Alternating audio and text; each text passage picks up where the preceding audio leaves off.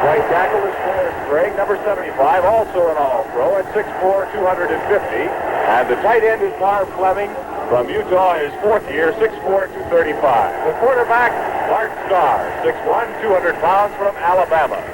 Fullback will be Jimmy Taylor, number 31, at 6 feet, 215 pounds. The flanker back will be Boyd Dollar, number 88, 6'5", 225. And at left halfback, we will have either Paul Horning at 6'3", 215 pounds from Notre Dame, or Elijah Pitts, number 22, at 6'1", 205 pounds. And we'll be back with the opening kickoff in just a moment. Would you believe at the ripe old age of 63, Ford Motor Company still finds time for girl watching and kid watching and wife watching too? People watching, we call it. Watching people just like you getting in and out of cars, starting them, driving them, parking them. And all because of this very active interest in people watching, Ford Motor Company's come up with some darn good ideas. Creature comforts, we call them. Little things you can get on our 67 cars.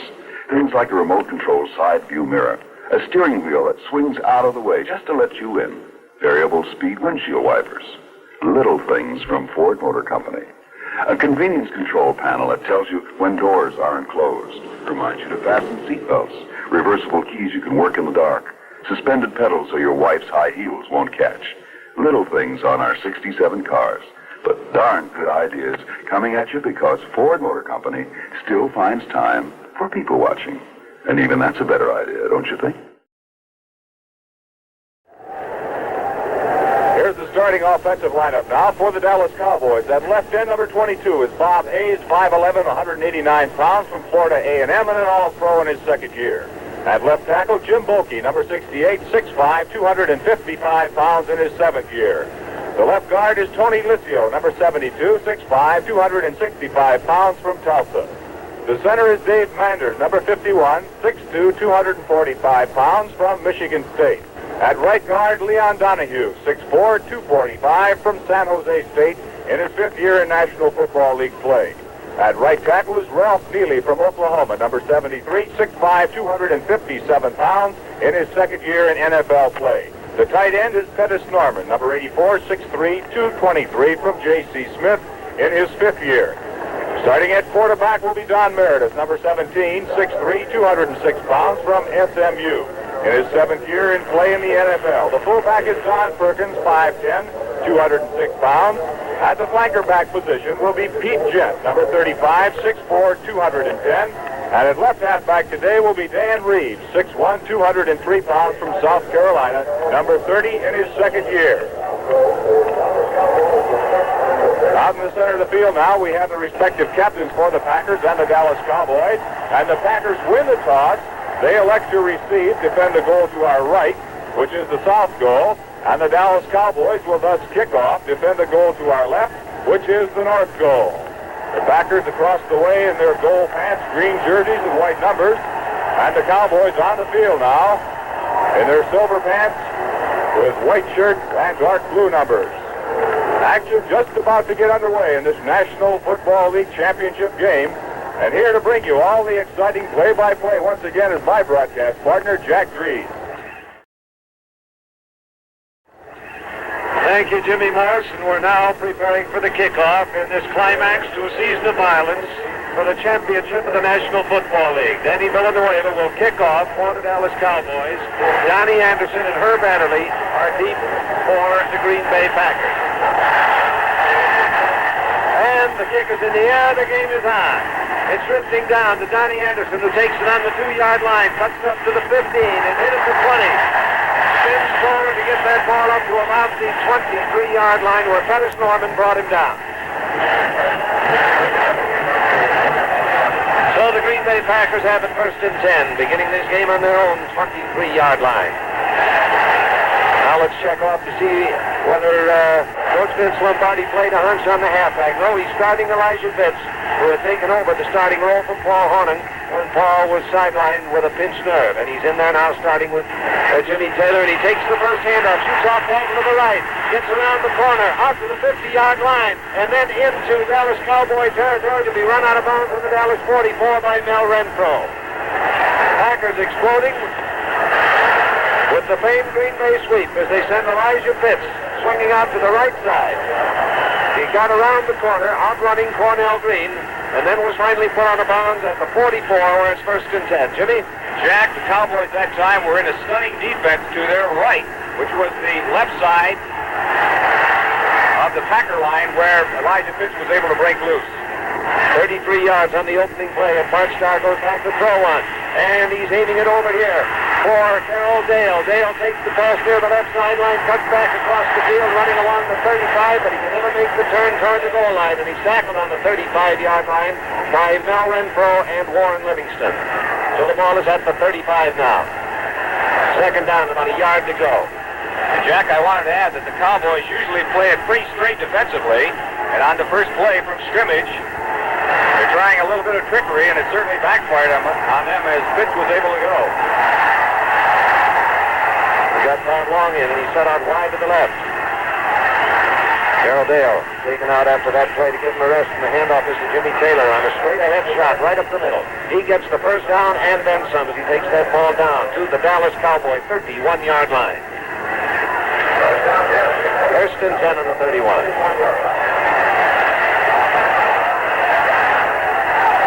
Dallas Cowboys have set their defense. They break out of the defensive huddle and deploy all along the line of scrimmage, waiting the Green Bay Packers. And the Packers now move up over the ball.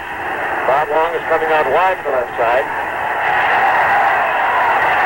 Single flanker set out to the left. Bart Starr back to throw, and that ball is batted down. Coming through is Big Bob Lilly, number 74, and he reached up with a paw and got that ball just to the left Bob Starr's hand, knocking it to the ground. It's an incomplete forward pass. The back of the ball comes to the 31-yard line, where it's now 2nd down and 10 yards to go. Jack, I might point out that that's one of the places where the Cowboy defense has excelled all year. During the National Football League season, they tackled the opposing passer more times than any other team in the league, a total of 60. Carroll Dale is back in the game, and he's set out wide to the right side. 2nd and 10. Bart Starr barking the signals, dropping back to throw once more. And he flips the screen to Jimmy Taylor. Bob Lilly is after Taylor, and he's got it for a loss. Bob Lilly pokes out that screen, got him behind the blockers. As the ball came down to Jimmy Taylor, he grabbed Taylor, flung him to the ground at the 35-yard line, just inside the 35, and it's now 3rd down and some 13 yards to go. So the ball is almost back to the 35-yard line.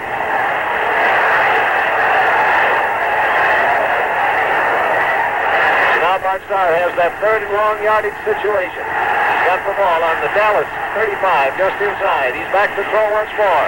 Has great protection. Plenty of time. Pitches one down for Carroll Dale, who juggles it, then holds onto it as he's in the arms and brought down by Mike Gechter. That was a tough catch to make, and Carroll Dale really turned one in. He was in as he went for the ball, juggled it as he was going down, gathered it in, fell on the 20-yard line. It's a 1st down for the Green Bay Packers. A new lease on life just 20 yards away from the Cowboy goal line. Long going out wide to the right side. Boyd Dollar has put a little bit to the left. Running back's in normal position, and the ball is given to Jimmy Taylor. A hole opening up for the left tackle is closed immediately by Mel Renfro, coming up to the safety position. And Jimmy Taylor was held to short yardage, working his way from the 20 down to the 17-yard line to pick up a 3. 2nd down now, and 7 yards to go for the Green Bay Packers.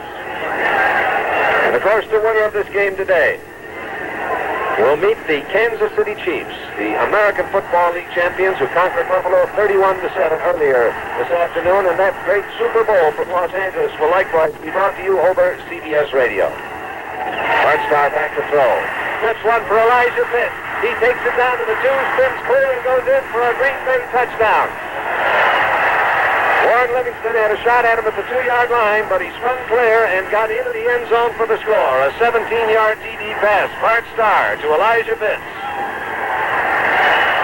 The score now reads 6-0 with the extra point attempt coming up. Don Chandler to do the kicking. Bart Starr does the holding. Team's knuckle down. Here's the snap. And it's good. The kick is good. Time is called on the field of play with the score. Green Bay 7, Dallas nothing.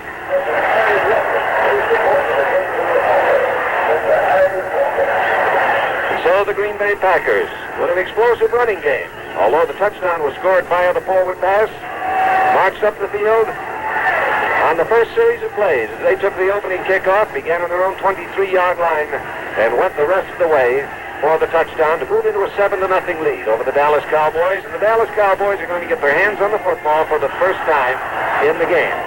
There are 10 minutes and 51 seconds left to play in the first quarter, with Green Bay now out in front 7-0.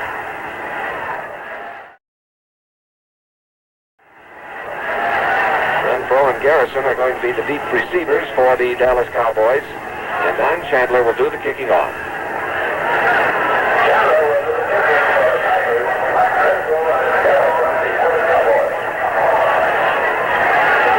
Don Chandler is teeing up the football to kick off to the Dallas Cowboys. This will be the first time the Cowboys have had the ball. They kicked off to the Packers, and the Packers drove for a score. Mel Renfro, Walt Garrison waiting for the kick.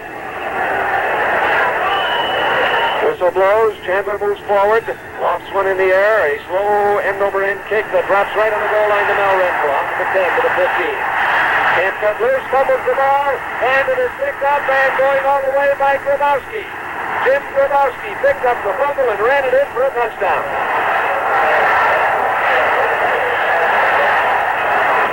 Well, what a turn this game has taken in its opening moments. Running back the kickoff after the Green Bay Packers had scored, now Renfro got out beyond the 15-yard line fumble, and in the area of the 20-yard line, Jim Grabowski picked up that bouncing football. There was no one between him and the goal line, and he was in for the touchdown. Chandler's kick is good. So in a matter of seconds, the Packers have scored again. Timeout is called on the field of play with the score, Green Bay 14, Dallas nothing. Just wake up 5 minutes late, and the fun begins. When you're in a hurry, the hardest thing to do is shave. Unless you use a razor that'll let you shave in a hurry. The new Gillette Techmatic is just such a razor. It doesn't use razor blades. Instead, a razor band with no corners to it. And no corners means less chance of a nick. The new Gillette Techmatic costs only $2.95. It'll cut your shaving time, not your face. Well, Jack, you know how many men are tuned into this National Football League Championship game today? No, but I bet I can tell you something about them. What's that? A lot of our right guard fans. Got to be. Gillette right guard spray deodorant is a 6-1 favorite with men. A big favorite with families, too. Everybody in the house can use it because nothing touches you but the spray itself. Just 2 seconds gives you 24-hour protection. And no wonder it's the world's best-selling deodorant. Gillette Right Guard. Get it.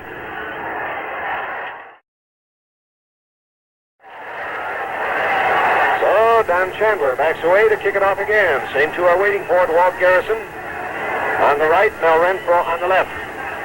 14-0 now, Green Bay. This is a low kick, and Renfro comes up to take it on the 8-yard line. He's out for the 25, to the 30. His neck tied as he gets to the 35 and drops down. Hitting him first was Gail Gillingham, and bringing him down was Max McGee.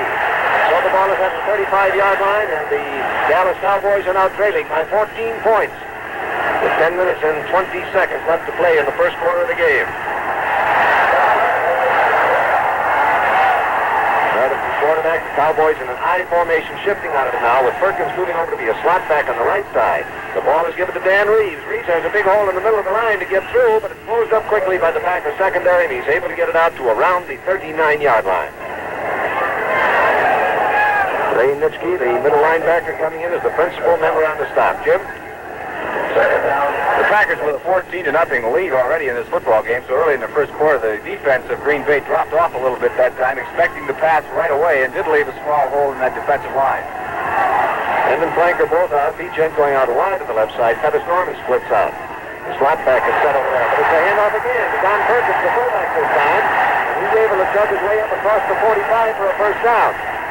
Ball now at his own 46-yard line. He was tackled there by Ron Kostelnik. And it'll be first and 10 on their own 46.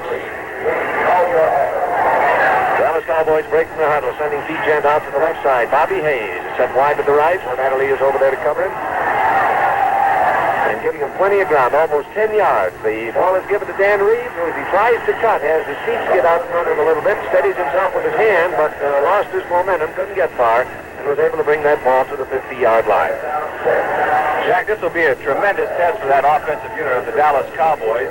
Obviously, they have not had a great deal of championship experience. You'd expect the Packers to be able to come back from a deficit like this. We'll see if the Dallas Cowboys can keep their poise and come back also. Good second down now with 6 yards to go. Dallas Cowboys have the ball. The Packers have the lead, 14-0. Don Meredith back to throw. Whips one out to the right flat. Completes to Pete Gent. Gent after catching the ball tries to get away but can't elude Dave Robinson, number 89, the left side linebacker, and Tom Brown coming over from the safety position. He is out of bounds at the Green Bay 43-yard line, and it looks like plenty for a first down. It is. First and 10 for Dallas. I think it might be interesting to note that Pete Gent, the young gentleman that just caught the pass, did not play collegiate football. He was a basketball player at the University of Michigan. Then he's sent out wide to the left side this time. Hayes wide right, I formation, and they go from the I, and it's an end around with Pettis Norman taking the ball, swinging around the corner down inside the 40, through the 37-yard line. Now the tackle was made by number 66, Ray Nitschke, and help again from Tom Brown, the right safety. So the ball now is at the 37. That's a pickup of 6. It'll be second down and 4 yards to go for the Dallas Cowboys, who, Jim Morris, don't seem to be overawed by that sudden Packer explosion into the lead. They're moving steadily against Green Bay, but a second down now and about 4 yards to go on the Green Bay 37-yard line. A pitch out to Dan Reeves. He slipped in behind his block and is forced out of bounds inside the 35. Out of bounds on the 34-yard line. Nitschke was over there again. Also, Willie Davis, the left end, all-pro left end, coming in there. Jack, if I said Pete Gent was from the University of Michigan, that, of course, is incorrect. He's from Michigan State. He'd be after me for that mistake. He just cost Western Union a lot of money in Lansing, Michigan, Jim. That's for sure. They're checking out to see whether or not a first down was recorded, but it was not. They've got a yard and a half to go to it for a first down. But the teams can call for a measurement. It's a good way to sneak in a little rest. Ball now at the 34-yard line. Dallas Cowboys have it on the Green Bay 34. Frank Morris has come in to replace Pete Gent for the Dallas Cowboys. Frank Clark, a handy ball player, can play tight end, split end, or flanker. Hayes comes out wide to the right side and is the only flanker out. Third down, about a yard to go. Meredith back to throw. Looking, arches one for Bobby Hayes, and it is broken up beautifully by Tom Brown. Hayes was in the clear, but had to wait for the ball. While that ball was coming down, Tom Brown, knifing in under it and eyeing it with every step he took, got there to break it up. So it's fourth down and a yard to go. And trailing by 14 points, Dallas apparently is going to ignore the field goal and try to get that first down.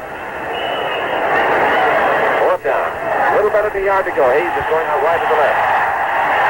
Frank Clark comes over tight on the right side. A single flanker out. Perkins and Reeves, the running backs. The shift out of the eye now. And it's given to Dan Reeves. He's got the first down. He cuts down to the 29-yard line, where it'll be first and 10 for the Dallas Cowboys. An audacious gamble that paid off against really one of the top defenses in the history of professional football, the Green Bay Packers. They went on a 4th and 1.5 situation and made it with something to spare. That ball was taken down just inside the 30-yard line. We'll call it the 30, and it is first and 10 for the Dallas Cowboys. And flanker both out now. Back shift out of the I formation. Reeves is sent out as a flanker wide to the left, with Bob Hayes pulling him tight. Meredith throws and takes one out. A one-handed catch by Bob Hayes. He drops it, goes back, picks it up, and it is ruled a completed pass, and he recovered his own fumble. That puts the ball on the 29-yard line. Hayes reached out, grabbed that one in one hand, but then couldn't quite control the ball. He took it for a few strides, still trying to get a firm grasp on it, dropped it. But he got back to it before the Packers could do anything about it. So it's gain of a short yard on the play. It's second down and 9. Ball at the 29-yard line. Hayes going out wide to the left side. Pete Gent is wide to the right. Meredith rolling out to the right side. Pitches one for Pete Kent. He makes the catch. It's caught by Herb Adderley and dropped. Coming in to help out was Leroy Cappy. That ball now is down on the 18-yard line. As the Cowboys are on the move. Had that pass not been completed, Jack, I think perhaps we might have had an interference call anyway because Adderley was right on top of Gent, and I think gave him a little shove before he caught that football. Don Meredith has hit on 3 out of 4. Bart Starr, 4 out of 5 in that touchdown drive. The score is 14-0. Green Bay leading the Dallas Cowboys. They scored on a drive, then scored quickly on the ensuing kickoff when it was fumbled. Jim Grudowski picked up the fumble and ramped 20, 21 yards in for the second very quick touchdown. Dan Reeves taking this handoff, trying to get around the bend, is able to get back to the line of scrimmage, and that was it. Ray Nitschke, the great all-pro middle linebacker for Green Bay, was there to put the stopper on it.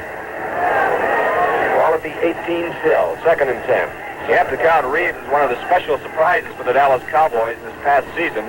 He was the 6th leading rusher in the NFL, carrying 175 times for 757 yards and 8 touchdowns. Now the Cowboys have settled on the play. They're out of the huddle. Have an end and flanker both out. Bob Hayes set on the right side. Running backs in an I formation, they usually shift from that, but now Don Meredith calls for a timeout. Timeout is called on the field of play with the score, Green Bay 14, Dallas nothing.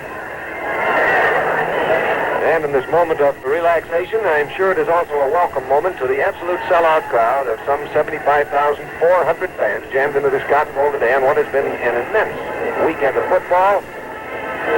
The famed Cotton Bowl game, which you heard on CBS radio yesterday, if you were unable to be here in the Cotton Bowl.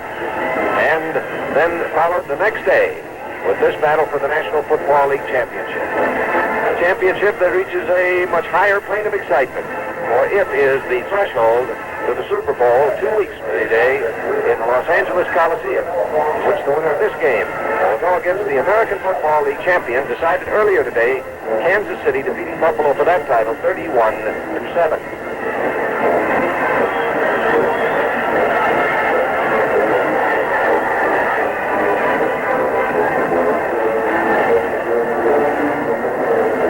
Now to put the ball in play. That timeout was charged to the Dallas Cowboys, so they have 2 times out left in the first half. They've used 1. And I would suspect, Jim, that the defensive situation got to Meredith. Rather than take the time to try and figure out an audible, he called time to figure something out. That's absolutely right, Jack. They'll usually save those timeouts to the end of the first half. Now they're ready to go. End and flanker out.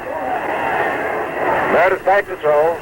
Shoots one out to the right side, completes the cutter storm, and Norman is caught and put out of bounds. The penalty marker goes down, and I believe it's going to be a personal foul against Dave Robinson. Tom Brown, the safety man, got him out of bounds in the area of the 6-yard line, and then once out of bounds, Dave Robinson filed in, and they called him for it, and that'll be half the distance to the goal line, since the full 15-yard penalty was taken beyond that point. And that sets the ball on the 3-yard line where it's first and goal to go. So the Dallas Cowboys in their huddle. The score of the ball game is 14-0 in favor of the Green Bay Packers. But first and goal to go now for the Cowboys, as they have it on the 3-yard line. And the ball is given to Dan Reeves. He has a big hole. He just shot through for the touchdown. Beautiful block by Don Perkins, leading Dan Reeves through the hole. And Perkins was over the goal line standing up before any of the Packers could make contact with him. And so the Cowboys have put together a touchdown drive. It began on their own 35-yard line. And the score now is at 14-6 with Danny Villanueva to try for the extra point. Jerry Rome holds, and the kick is good. We pause 10 seconds for station identification. This is the CBS Radio Network.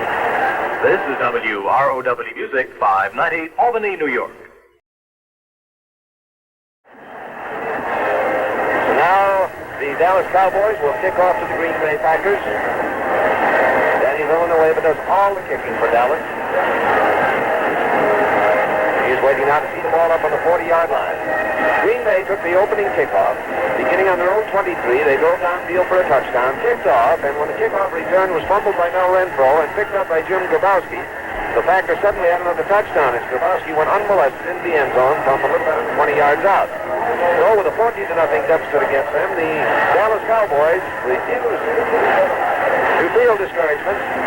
They steadily about their business, put together a drive that began on their own 35, and have gone across for the score. So it's now 14-7. The kickoff is in the air. Donnie Anderson going over, takes it around the 10, fumbles the ball out of bounds, and it'll be the Packers' ball first and 10 on the 13-yard line.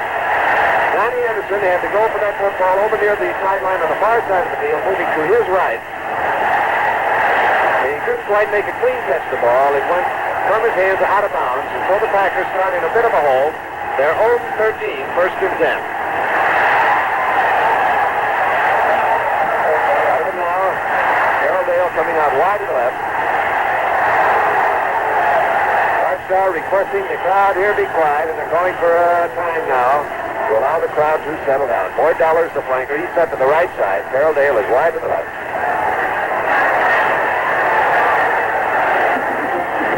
And the Green Bay Packers go back into another huddle.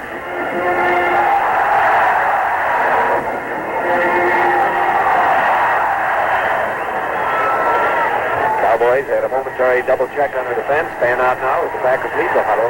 Carroll Dale comes out wide to the left. Boyd Dollar wide to the right side. Elijah Pitts and Jimmy Taylor the running back. And this is Elijah Pitts trying to walk tackle, and he makes about 1 yard. He was really bound by Leroy Jordan. Coming in fast in the middle linebacker position. He plugged up the hole and held it right there on the 13-yard line for no gain. No gain is where the progress was reported stopped, and it's second down and 10, and the line of scrimmage is still Green Bay's own 13-yard line. The Packers have the ball, and the score in the ball game is 14-7. This is Jack Reeves with Jimmy Morse bringing you this game direct from the Cotton Bowl in Dallas, Texas.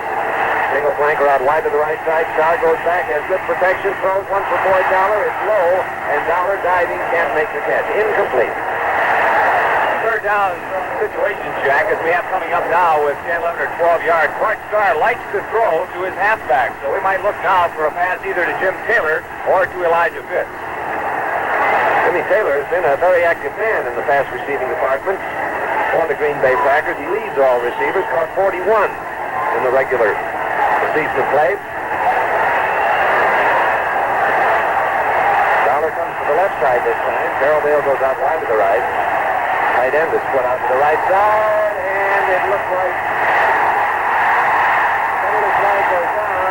It looked like Boyd Dollar broke ahead of the count, and it would be an offside against the Packers. But then with the Dallas Sharks carrying through the threat, Bart Starr back around the 6-yard line, they'll decline that penalty. Takes it down because it's fourth down. And the Packers will have to punt. And it's George Andrew, a giant of a man, a 6'7" and 255 pounds, storming in from his right end position to nail Bart Starr for the loss. So the ball is on the 6-yard line. Don Chandler going deep to do the punting. Bob Hayes and Mel Renfro are back to receive. Drive kick comes out to Bob Hayes, who takes it on the 45, gives ground back to the 43, hunting for some place to go, picks up his block, hands it around the corner, gives ground back to the 40, and then is hauled down at the 41-yard line.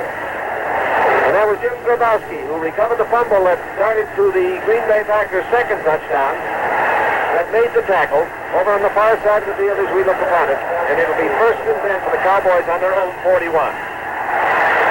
Jack, I might add, too, that if Hayes had been able to get around Grabowski, he had a perfect screen set up on the far side of the field. He might have gone all the way.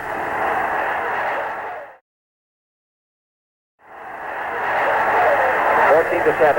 Green Bay in the lead, but Dallas now with the ball once again, starting on their own 41. Send Pete Jet out wide to the right. Dan Reeves goes in motion out to the right side, and on a draw play, it's given to Perkins. Perkins swinging around the left side as he flies out running for daylight, is out of bounds at the 44-yard line. It was Ray Nitschke getting him out of bounds over there for Green Bay. So it's a pickup of 3 yards. And it's second down and 7 yards to go now for the Cowboys. The ball on their own 44. This game being played under perfect conditions. The temperature in the high 70s. The bright sun is shining. And no great amount of wind. Going a little bit from left to right. It's at the back of the Dallas Cowboys right now. Reeves in motion again, but it's picked up to Perkins. Perkins slicing off back to the right side. Goes for a big yardage as he takes it down to the Green Bay 44. That's the first down with about 5 yards to spare. Tackle finally made by Leroy Caffey, the right side linebacker. Now the Dallas Cowboys on the move again. Have that ball on the Packer 44-yard line. Jack, I might say that this Cowboy offensive outfit is running against that Packer defense like no outfit I've seen for a long time. And unquestionably, the Cowboys have regained momentum. Don Meredith back to throw. He shoots one out and completes to Dan Reeves on the 24. He's caught immediately by Caffey in front of the ground. But the ball now is down at the Green Bay Packers 22-yard line. The Cowboys are striking back and striking back hard. The score at the present time, Green Bay 14, Dallas 7. And now the Cowboys are only 22 yards away from the Green Bay goal line. A gain of 22 yards on that play. We've got 1 minute and 15 seconds left to play in the first quarter of this game. Bob Hayes comes out to the right side, feeds in to the left. Both split. And Reeves moves as a right halfback now on the shift over to the right. Meredith back to throw. He's rushed, caught, and dropped at the 24-yard line. Storming through there was number 82, Lionel Aldridge. Right end on the Green Bay Packers defense. Lost the yard. He was able to work his way back in the grasp of Aldridge to just short of the 23-yard line. And it's second down now and 11 yards to go. Stop running. We're down to 45 seconds to play in the first quarter. And the ball is given to Don Perkins. He slices through, stays on his feet, and is in for a touchdown.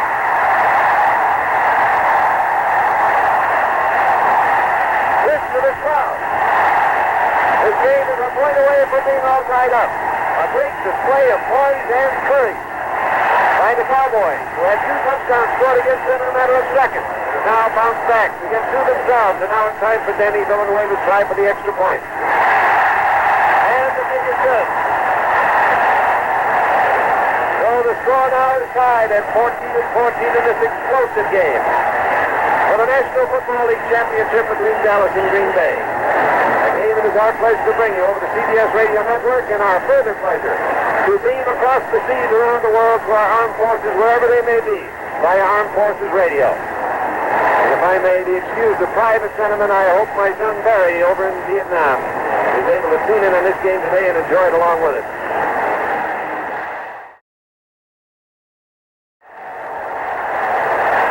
To 14 is Danny Villanueva. Tees up the ball at the 40-yard line. Donnie Anderson is back with her penalty to receive the kick. Perkins now has carried the ball 4 times and has rushed for a total of 52 yards. Think of that. Villanueva puts his toe to the football. Kick is coming short and rolls out of bounds at the 10-yard line. So it'll be kicked off once again. A penalty flag is down, however. But that penalty flag indicates the kickoff out of bounds, I'm sure, and they'll kick again from the 35-yard line. Ball is being brought back, and Villanueva will have to try it again. Villanueva's last 2 kickoffs have not been his best. Although the previous one worked out all right when it put the Packers on their own 13-yard line because it was touched by Donnie Anderson of the Packers before it went out of bounds. This one bounced on out, so now he must kick again from the 35. That brings Anderson and Anderson up to about their 7-yard line to await the kickoff. 27 seconds left to play in this first quarter, and he gives this one a ride taken on the 10 by Adderley. 15 to the 20, 25. A cut back, he stumbles as he is tripped, then takes it up just across the 35 to be down on the 36-yard line by Mike Jester. First and 10 on their own 36. The Green Bay Packers and the Dallas Cowboys all tied up at 14-14. Don Perkins tying up the game for the Dallas Cowboys with a 23-yard touchdown gallop that saw him break 2 tackles at the line of scrimmage and then shoot on across for the score. Here's Jimmy Taylor coming around to the left, and he is able to fight his way up to about the 44-yard line. Warren Woodson was there to make the stop. And there is the gun. That's the end of the first period with the score Green Bay 14, Dallas 14.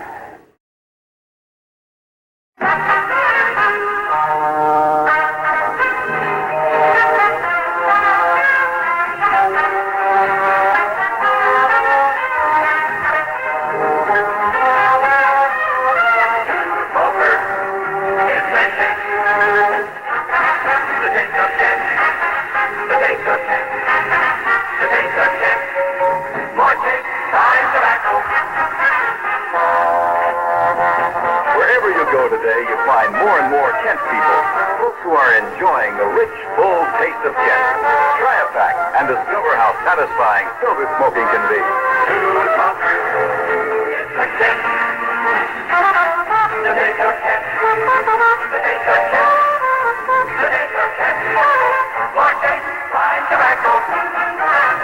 If you smoke a filter cigarette, try the taste of Kent.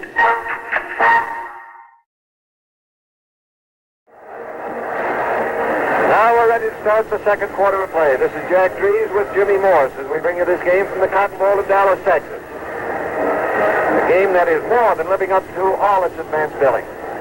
These two explosive teams are fighting it out at a 14-14 mark now as we start for the second quarter.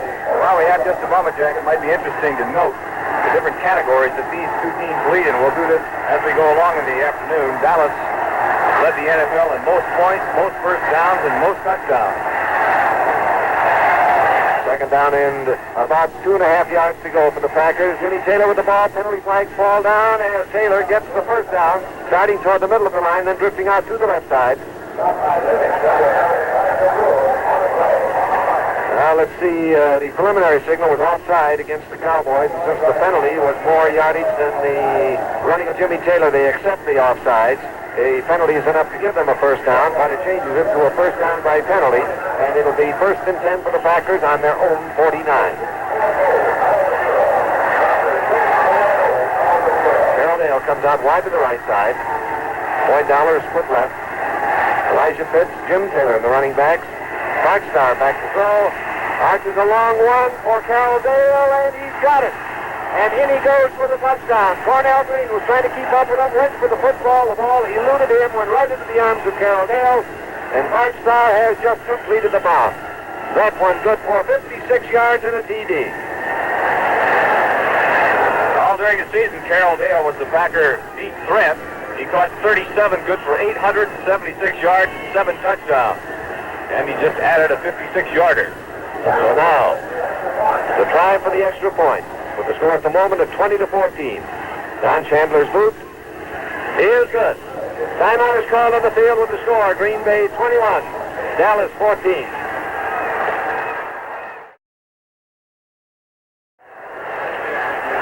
So the Green Bay Packers have moved to the lead once again.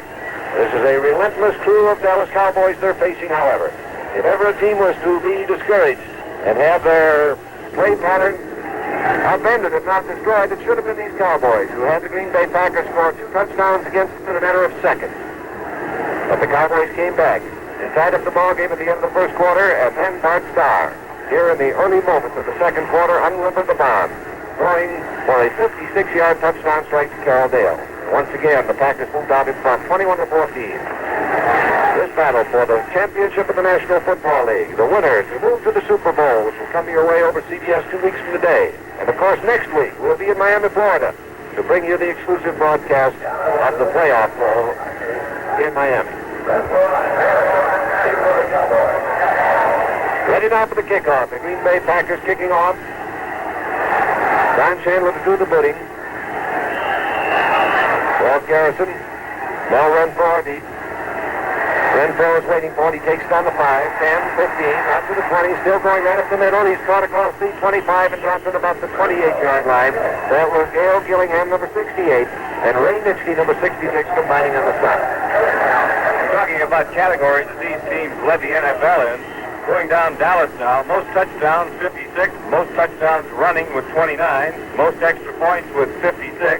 Fewest first downs allowed by rushing, 64, and most times tackling opposing passer, a total of 60.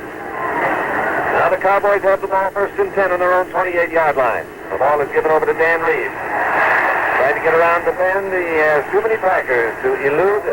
He had 1 blocker and 4 Packers, and they got to him, and he got that ball to the 29-yard line. Lionel Aldridge, the first of several to hit him for Green Bay. So the ball now is moved from the 28 to the 29 to pick up a 1 yard, and it's second down and a shade more than 9 yards to go. The Dallas Cowboys in their huddle. The Packers defense is set. They've deployed and are waiting for the Cowboys to come up to the line of scrimmage. Dallas sends Steve Gent out wide to the right side. Hayes is set wide left. Dan Reeves moving in motion out to the right as Meredith throws back to throw, takes one out to hit Pete Gent at the 39. He's tackled immediately. The pass is complete.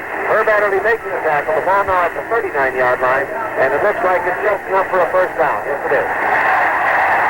Meredith was the fourth leading pass receiver in the NFL in the 1966 season. He completed 177 of 344 for a total of 2,805 yards and 24 touchdowns. First and 10. Ball on their own 39-yard line. Another forward pass. This one almost picked off by Bob Jeter, who knifed in front of Bob Hayes, but couldn't quite hold the football. A shot out to the left as Hayes flared out on the sideline pattern, and Jeter came storming through to try and pick it off. And had he gotten that football, there was nothing between him and the goal line. However, Bob Hayes was behind him, and I think the odds are pretty good he might have caught him at that. He can go at 9-1, Jack, in the 100-yard dash. So it's second down and 10. The ball on their own 39. Dallas Cowboys have it in the score on the ball game is Green Bay 21, Dallas 14. We're early in the second quarter of play. And Reeves in motion out to the left as Meredith goes back to throw. Has the protection. Throws to Reeves. He's all alone. He's streaking down the sideline. Jeter is after him, and Jeter makes the save. Gets him out of bounds at the 21-yard line. Bob Hayes cut to the inside on that one. And both defenders went after Hayes to double team him, and suddenly Dan Reeves, who had gone in motion out there, was all alone and lonesome. And Meredith dropped it right in his lap.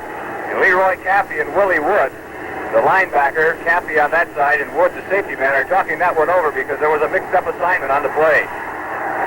So the Cowboys are striking back again as they have the ball 21 yards away from the Packer goal line.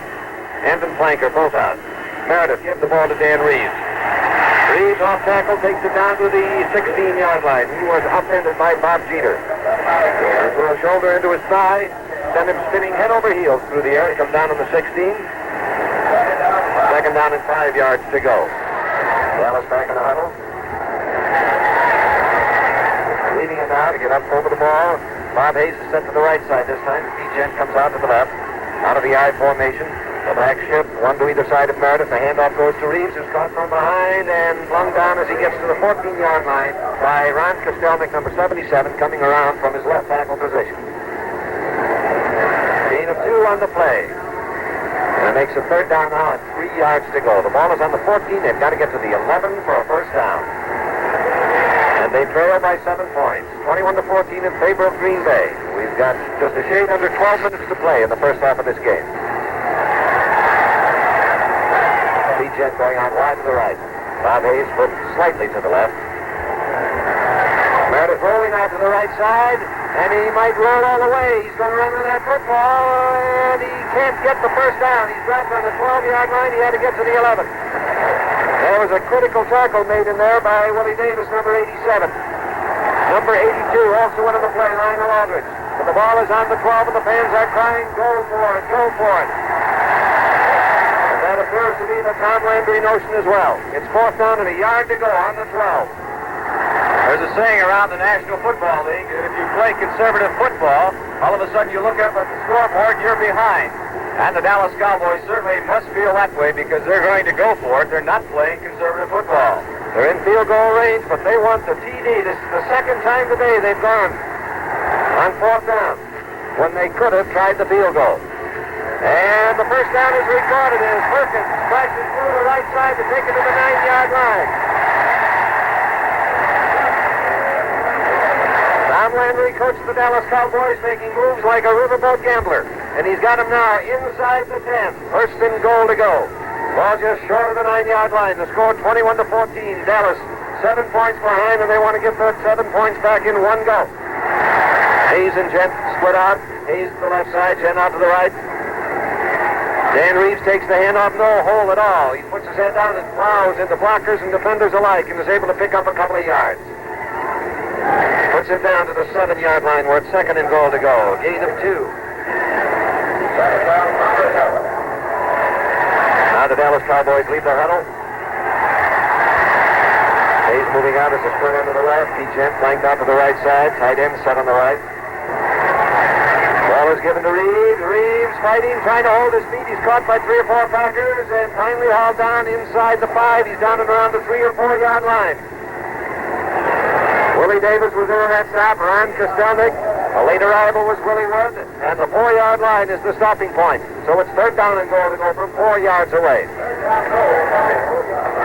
Frank Clark has come in, replacing Bob Hayes at end. An indication of a running shot with stronger blocking along the line.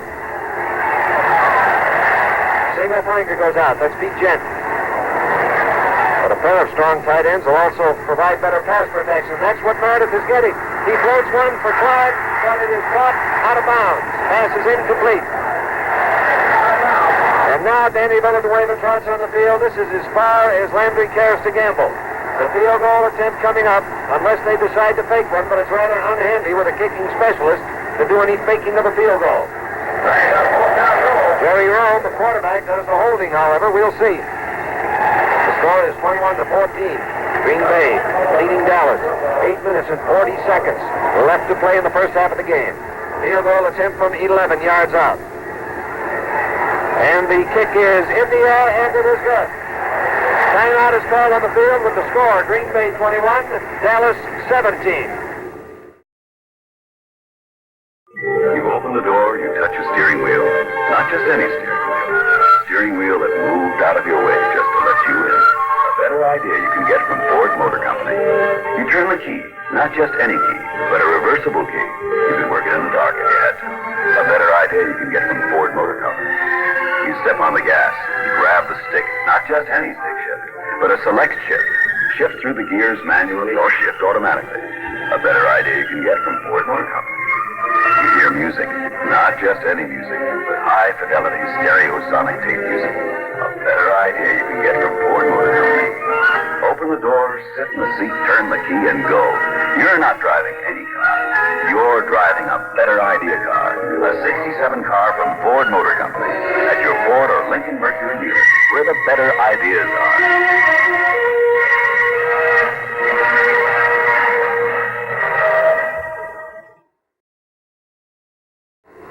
Henderson and Herb Adderley, the deep men for Green Bay. 8 minutes and 37 seconds left to play in the first half of this game. 21-17 is now the score in favor of the Green Bay Packers. The kick floats through the air, taken by Adderley on the 6. He's out to the 15, through the 20. His cutback brings him to the 25. He is tripped along the 25-yard line, rolls to a halt at the 30, and it'll be first and 10 for the Packers at that point. It was Obert Logan spilling him for the Dallas Cowboys. So first and 10 on their own 30-yard line. Green Bay takes the ball. They have a 4-point lead in the game. Dale goes out wide to the left side. Boyd Dollar is flanked to the right. The ball is given to Elijah Pitts. He gets a fine block to the left, cuts inside the block, breaks loose out to the 45, to the 50. They're catching him and downing him at the Dallas Cowboy 46-yard line. Tackle finally made by Mel Renfro. Jerry Kramer pulling out of the line to lead the play, turning in a key block on the corner that really spun Mr. Pitts loose. So the ball now is at the Dallas 46-yard line. A 24-yard gallop. First and 10. Bart Starr going back to pass. He fires one out to Marv Fleming, his tight end. Fleming trying to break away from Gechter. He can't do it and is finally hauled down. Mike Gechter makes the initial tackle. Chuck Hawley coming up to make sure he didn't break loose. The pass is completed and the game puts the ball down now to the 38-yard line. Starr has been very effective with his throwing, and he entered the football game as the leading passer in the NFL. During the season, he completed 156 of 251 for 2,257 yards and 14 touchdowns. And he's hit on 6 out of 8 in this game today. Carroll there, wide to the left, very wide. Boyd Dollar out to the right side. Ball is given to Elijah Pitts. And Pitts had a hole open up and close on him almost as quickly as it opened. He tried to cut into that daylight, but they were closing it, and he was able to pick his way down to the 36-yard line for a pickup of 2. They're down now, and a yard to go. The Dallas Cowboys leave their defensive huddle spread out along the line of scrimmage, and here come the Packers. Wide to the left goes Carroll Dale. Flanker is Boyd Dollar. Playing fairly tight on the right side. Fake to Jimmy Taylor. Bart Starr throws to Taylor. It's complete, and Taylor takes it down to the 25.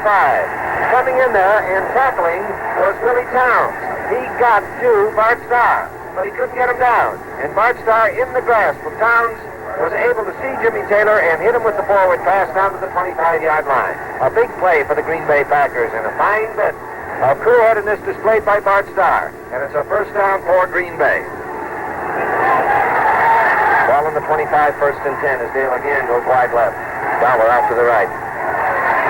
Starr back to throw, and he arches one for Earl Dale. That was much too high and goes out of bounds, incomplete.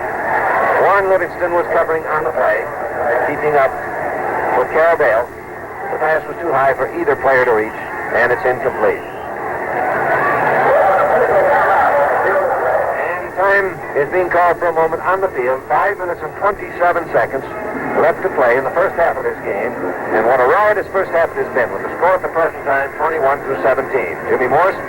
Jack, while we have a moment, we were talking a few minutes ago about the different categories that these two teams led the National Football League. Let's move over now to the Green Bay Packers and see the categories in which they led. They allowed the fewest points during the NFL season with a total of 163. The fewest yards allowed passing, a total of 1,959. They led the league in percentage of passes completed with 60.7. They had the fewest interceptions with 5. They had the fewest penalties with 57.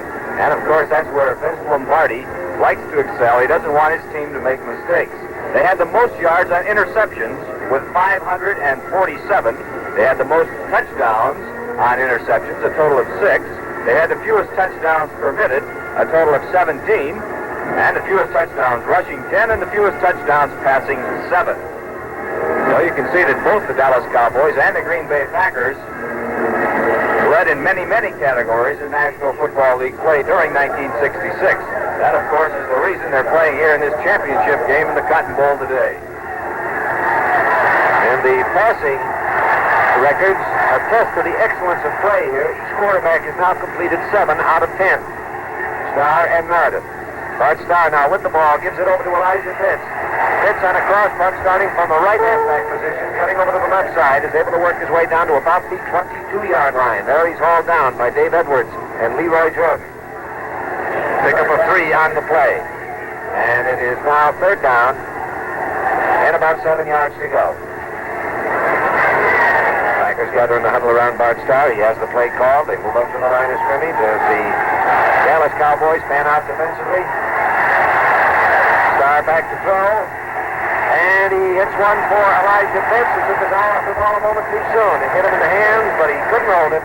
Drops to the ground incomplete, and this will be a field goal attempt. Don Chandler to kick by the Green Bay Packers as they come to fourth down, and still that's 7 yards to go.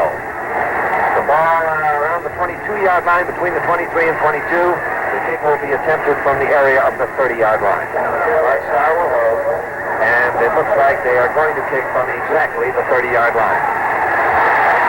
And the kick is partially blocked. As Mike Dexter came shooting through there, got a hand on the football, and rolled down into the end zone for the touchback.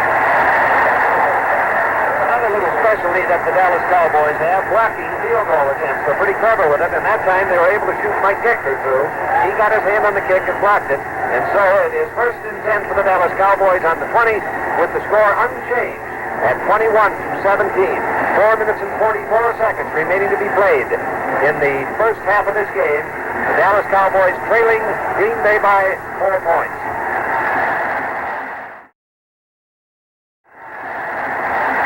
End and flank are both out. Slot back is made out of Dan Reeves as he shifts over to the right side. Meredith back to throw. Pumps once, then lets go the ball to Bobby Hayes. And it is a shade too long. Bob Jeter was closest to the football. He made a diving attempt at it as the Green Bay defender, but couldn't get it. It's incomplete.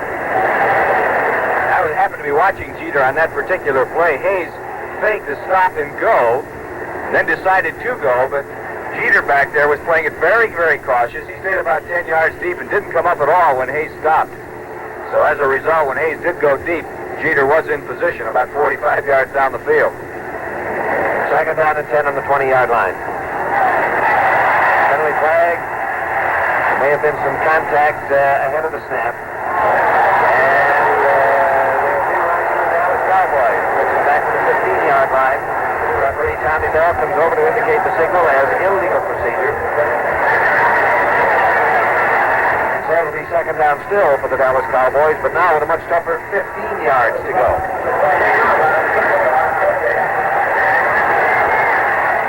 Jim, Bob Hayes, split out on either side.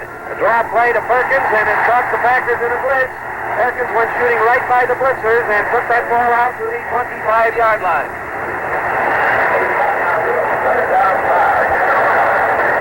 That makes it third down and 5.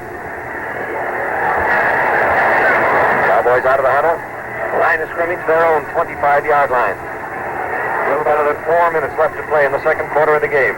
Green Bay in front, 21-17. End around with Curtis Norman trying to get around the bend and chased and nailed by Willie Davis, sliding out from his left-hand position. He's knocked out of bounds at the 29-yard line. So they're a yard short of a first down. But this time they're deep in their own territory.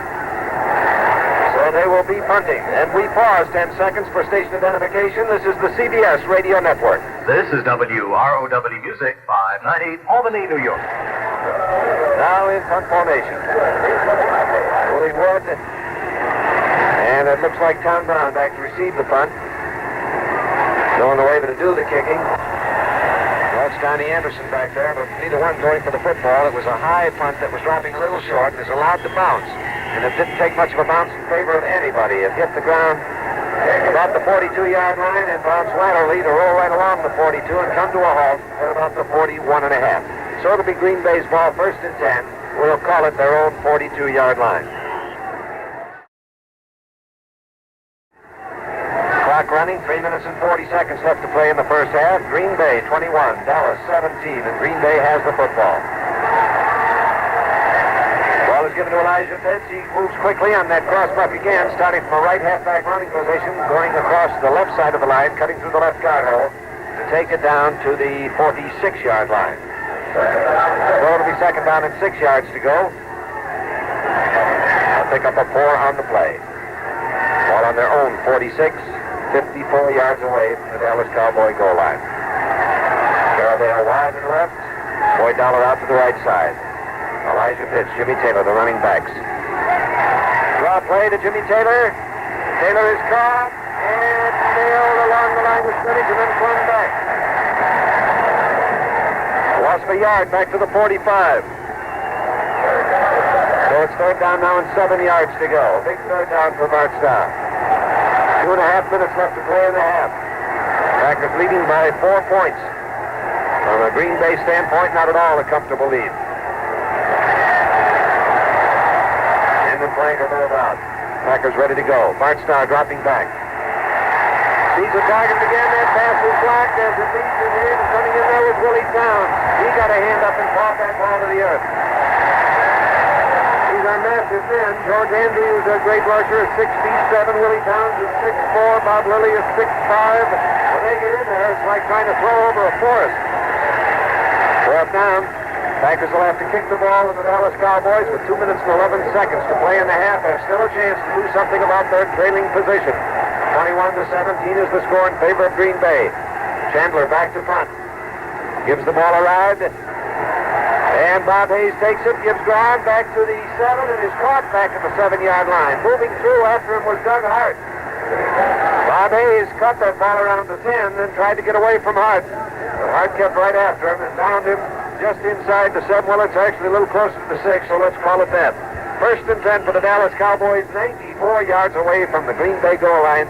2 minutes left in the game, and time is called while the officials give either bench the 2-minute warning.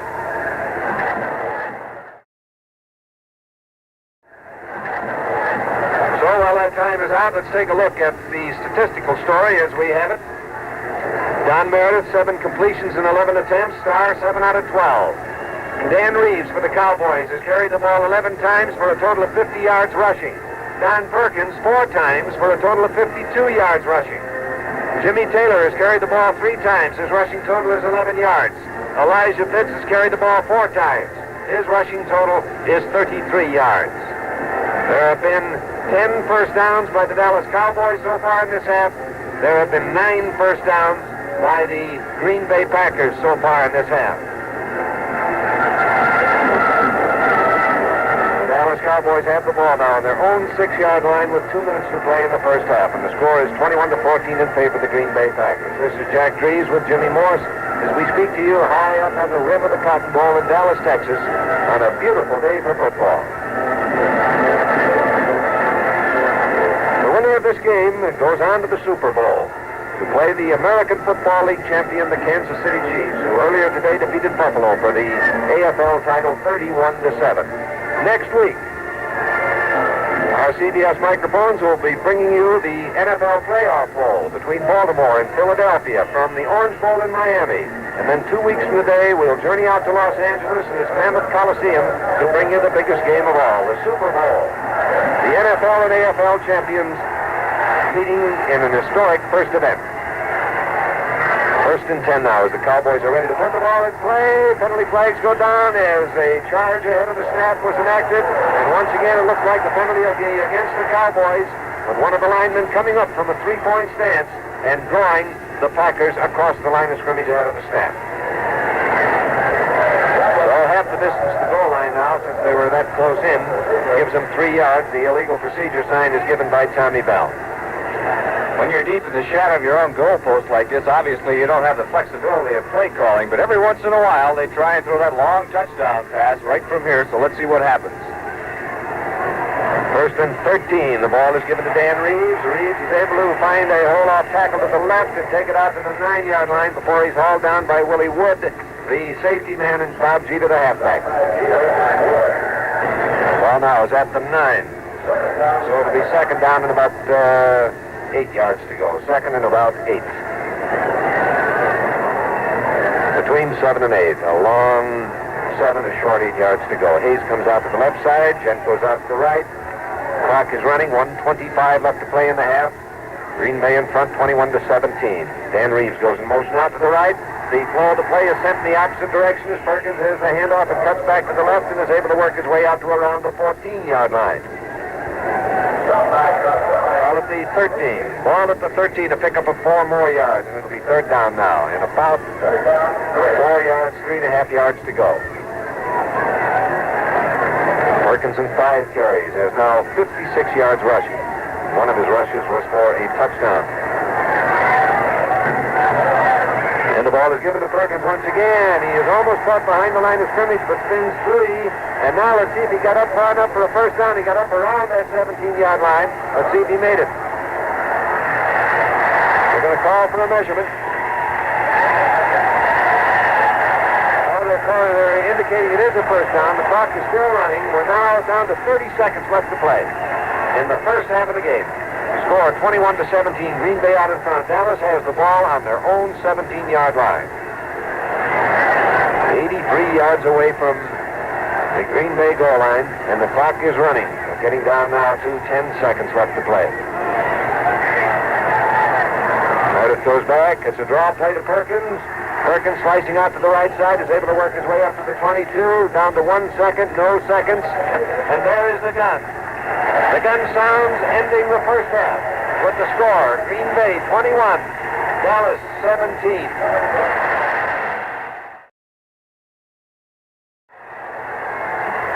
So the teams go off the field after a first half of play that was completely thrilling. Playing under perfect conditions. With dry footing, both these teams have been able to execute beautifully. Their receivers have been able to break into the open. Their defenders have been able to cover. Their runners have had good traction, and they've been moving well. And so each team displaying a balanced attack. If anything, surprising us a little bit on the part of the Dallas Cowboys, whose running game has been superb. And they were expected to stay mainly in the air. But they've been able to run against the Green Bay Packers and run well. The leading runner in the game belonging to the Dallas Cowboys in Don Perkins. And in this first half of play, the Dallas Cowboys likewise were able to come back from near disaster when Green Bay scored twice within seconds. Go back to the present margin. Halftime, 21-17. The Green Bay Packers in that precarious lead over the Dallas Cowboys in this battle for the National Football League Championship. It's halftime, and here to usher you through the halftime festivities, and I can assure you they'll be spectacular, is Jimmy Morse. Thank you, Jack Reeves. I think the first thing we should do at this point is recap that scoring in the first half, because certainly it's been a surprise to the 75 or 80,000 fans here in the Cotton Bowl this afternoon, and the millions of people watching it on television and listening to this football game on the CBS radio network. The Green Bay Packers took the opening kickoff down the field, finally scored on a 17-yard pass, going from Bart Starr to Elijah Pitts. Chandler kicked the extra point. With 10:51 remaining in the first period, the Packers were out in front by the score of 7-0. On the ensuing kickoff, Mel Renfro fumbles. Grabowski for Green Bay picked the ball up at the 20-yard line, ran it in for the touchdown. So with only 11 seconds elapsed between touchdowns for the Green Bay Packers, Chandler kicked, and the Packers led 14-0. However, the Dallas Cowboys came right back with the next kickoff. They scored on a 3-yard run by Dan Reeves. Villanueva kicked that extra point, and with 4:27 remaining in the first period, the score was Green Bay 14 and the Dallas Cowboys 7. Cowboys scored again, this time with 36 seconds left in the first quarter. On a 23-yard run by Don Perkins, Villanueva once again kicked the extra point, and the score was 14-14 at the end of the first period. Then in the second quarter, with 14:49 remaining in the half, a 56-yard pass going from Bart Starr to Carroll Dale made it 21-14 Green Bay Packers when Chandler kicked the extra point. However, the Cowboys were not to be denied. They took the next kickoff all the way down the field. Their drive was stalled, however, at the 4-yard line, so Villanueva came in and kicked an 11-yard field goal. So the halftime score we have is the Green Bay Packers 21 and the Dallas Cowboys 17. Down on the field now, we have the Tyler Junior College Apache Band and the internationally famous Apache Bells. The presentation here at the Cotton Bowl.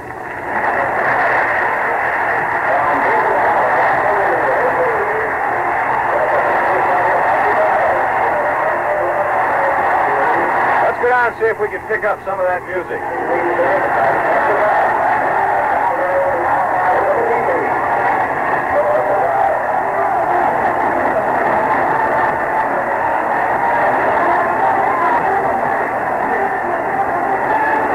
The Apache Bell director this afternoon is Mrs. Eva Saunders.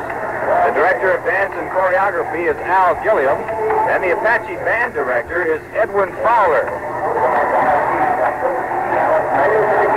Apache Bells have traveled all over the country to give performances. Florida, California.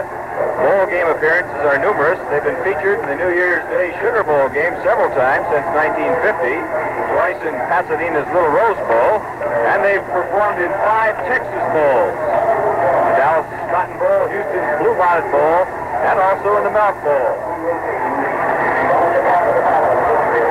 Are particularly noted for their precision dancing, and they're screened in addition to dancing ability for beauty, charm, and poise.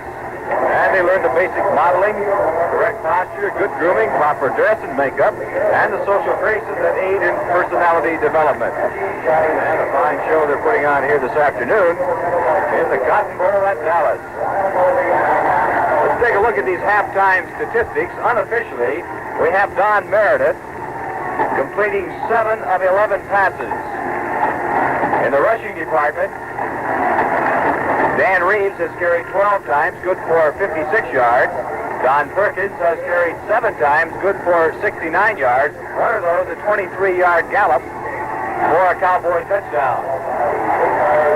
In the pass receiving department, Bob Hayes for Dallas has caught 1, Pettis Norman has caught 1, Pete Gent has caught 3, and Dan Reeves has caught 2. For the Green Bay Packers, Bart Starr has completed 7 out of 12. So he, of course, is very close to Meredith, who has completed 7 out of 11. In the rushing department, Jimmy Taylor has picked up only 11 yards in 3 carries. And Elijah Pitts has carried 4 times, good for 33 yards. In the pass receiving department, Carroll Dale has caught 2. One of those, the 56-yard touchdown pass from Bart Starr. Fleming has caught 1. Elijah Pitts has caught 2. One of those for a touchdown is Jimmy Taylor has also caught 2. Unofficially, the Dallas Cowboys have 11 first downs in the first half, and the Green Bay Packers have 9. And once again, we're being entertained on the field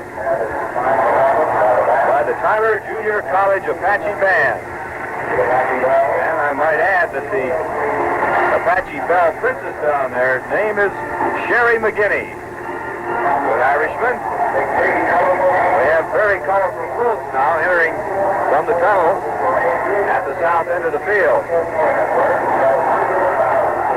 Two teepees also down on the field now at the right side. And going around the field now on a very beautiful paint horse is the Indian Princess, Kendrick Craig, on Chief King.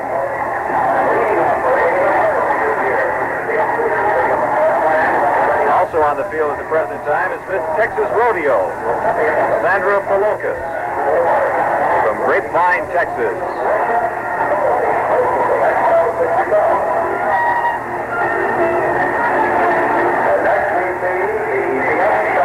Shadows cast here at the Cotton Bowl now. The sun dips low behind us, and it's cooling down just a little bit on about 80,000 people as they view this football game at the Cotton Bowl here in Dallas. If you joined us late, the Packers have the lead at halftime by the score of 21-17 over the Cowboys. Packers race to a quick lead in this football game with 10:39 remaining in the first quarter. They had the lead 14-0. Very exciting football game. Pageantry here at the Cotton Bowl. Beautiful floats now circling the far side of the field.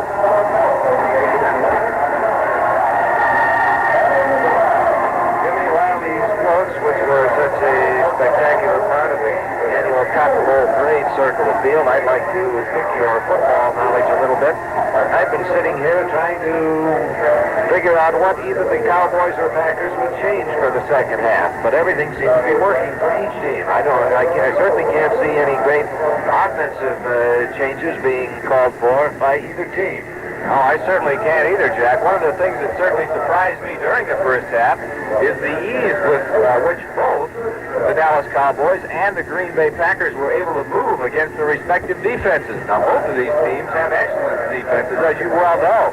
The Packers led the National Football League in many categories defensively, and likewise, the Dallas Cowboys were very strong defensively. So that's the one thing that has amazed me so far in this football game, that both teams have been able to move that football as well as they have. If we do see any changes or radical differences here in the second half, I think it might be along those lines, with both teams making adjustments defensively. Well, I think it could be certainly said that each coach has a pretty strong line on the coaching philosophy of the other. They were both on the coaching staff of the New York Giants when Vince Lombardi was the offensive coach and Tom Landry the defensive coach, and then moved from there to their respective head coaching positions. That long time of common employment, so to speak, probably serving them a pretty good stead right now. I'm sure you're right, Jack. One of the things I know that has bothered the Green Bay Packers defensively so far in the ball game is when Dan Reeves goes in motion in that Cowboy backfield. If they make an adjustment toward the motion, the Cowboys have been coming back the other way. And if they make no adjustment, then they've been going in the direction of the motion. So the Green Bay defense, I believe, has been a little bit baffled by that thus far. I noticed, too, that the Dallas Cowboys are using the concern of Green Bay over Bob Hayes to good advantage. Hayes has caught but one pass. However, he has sprung the others loose. Norman has caught one. Pete Gent has caught three. Dan Reeves has caught two. Reeves has been particularly able to take advantage of double teaming on Bob Hayes to get in behind the double team and be loose over near one sideline or the other. The pass receptions for the Green Bay Packers are pretty well even out. Carroll Dale has caught two. Elijah Pitts has caught two. Jimmy Taylor has caught two. And Marv Fleming, the tight end, has caught one. But I would say, too, that probably both teams are working at what might be termed the peak of efficiency because of the great additional meaning of this game. Naturally, it's a matter of great pride for either of these teams to be crowned the National Football League champion, but they are also then in a position to look ahead a couple of weeks from today to the immense football spectacular of the Super Bowl when they'll meet Kansas City, the champions of the American Football League, who won their game against Buffalo 31-7 earlier today. And it will be something more than a pure artistic performance and appearance, because the winning players in that game are guaranteed $15,000. Now, this is going to be a record cut-up here, Jimmy. I think it's going to hit $8,500 per player. The previous record high for a winner's individual share was something over $8,000, achieved in Cleveland a few years back. This one will move to a new record high of $8,500. We'll add that to $15,000. And it's quite easy to see why very practical reasons call for a superior performance today. And those two together, Jack, I'm sure will add up to more than many of the players around both leagues draw in salary in 1 year. Which may come as a shock to some people with all the highly advertised bonuses and contracts of the very high draft choices. Speaking of drafting, of course, with the merger of the two leagues, we're coming up to a common draft for the first time. And I think the Dallas Cowboys are in the number one position, really, in the National Football League, right, maybe right with the Green Bay Packers, but to maintain a high quality of talent inflow. Whereas the Green Bay Packers have been able to trade for draft choices and get up there high in the draft list, the Dallas Cowboys have done a remarkable job with free agents. I believe there's a total of 14 playing with these Cowboys, which indicates an exceptional scouting system to find these loose players that nobody notices or knows about, bring them on to regular play with their squad. And along those lines, Jack, prior to Mel Renfro moving back into that defensive secondary, in other words, when he was playing offense at the beginning of this year, the entire deep secondary for the Dallas Cowboys were all free agents, which in itself certainly would have to be classed as amazing. You were talking about Dan Reeves a few moments ago. Coach Tom Landry made the statement prior to this game that if he had to pick out 2 or 3 players that have meant the Eastern Division Championship to the Dallas Cowboys, that Dan Reeves would certainly have to be one of them, along with Tony Liscio, Bob Hayes, and certainly Don Meredith, who has had a tremendous year for the Cowboys. Well, I would say that the Dallas Cowboys look through a microscope at the nation's collegiate football talent. Visiting the Cowboys offices here in Dallas, I walked into what they call their scouting room, and it was unbelievable. It looked really like a law library in a very large legal firm.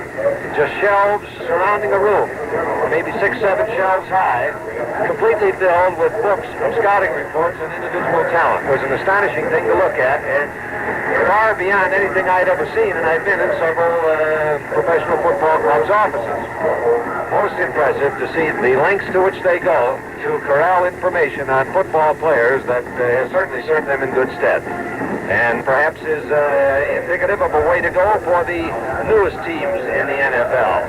The Atlanta Falcons, who have concluded their first year and did very well, winning 3 ball games in this very difficult National Football League competition. And now, next year, New Orleans is coming in. And it's of interest to note that Bedford Wynn, one of the owners and officers of the Dallas Cowboys, is relinquishing his holdings here and is moving into the ownership group of the New Orleans franchise. So he'll bring the experiences of Dallas and their ability to get good football players apart from the draft over to the New Orleans operation, and I think our friends in the Crescent City can look forward to perhaps faster success than they had reason to hope for with that knowledge coming to them.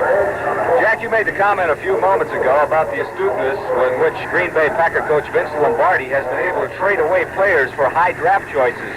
I don't have the official figures with me at hand, however, coming to my memory now, I believe Vince has 2 first-round draft choices in this common draft, 3 in the second round, and 5 more in the ensuing 3 rounds. So I think he has 10 choices in the first 5 rounds. And he hasn't even begun to do business with the American Football League yet. Well, a great show you here are the Dallas Cowboys coming out on the field, threading their way through the last of the Cotton Bowl parade floats that are leaving the gridiron and heading for the tunnel entrance at the south end of the stadium to move on out. Spectacular, colorful floats and immense floats. Many indeed so long that they have to be hinged in order to make a turn. The Cowboys have come on the field. The score here at halftime is 21-17. Green Bay leading Dallas by what is a most skimpy margin, if the first half of play can be any indicator. Take a look now at the official first half statistics. Quite an even football game. The Dallas Cowboys have a total yards gain of 222. The Green Bay Packers 179. Dallas net yards gained rushing 120 to 78 for the Green Bay Packers. In the passing department, yards gained passing net 102 for Dallas and 101 for the Green Bay Packers. So we have a pretty even football game. 13 first downs for Dallas and 8 for the Green Bay Packers. Both the Packers and the Dallas Cowboys have returned to the field. The Packers on the far side and the Dallas Cowboys on the near side, as these beautiful floats here at the Cotton Bowl prepare to leave the field. Football game will be underway in just a few moments. And if you joined us late, it's halftime, and the Green Bay Packers are leading the Dallas Cowboys by the score of 21-17. You can see Vince Lombardi on the far side of the field in the tan coat, pacing back and forth. He looks like a worried man from here, but also, I don't know if you can look worried and confident at the same time, but I think if you can possibly do that, I think that's how Lombardi looks. And we'll be back with the second half kickoff. Jack, in just a moment.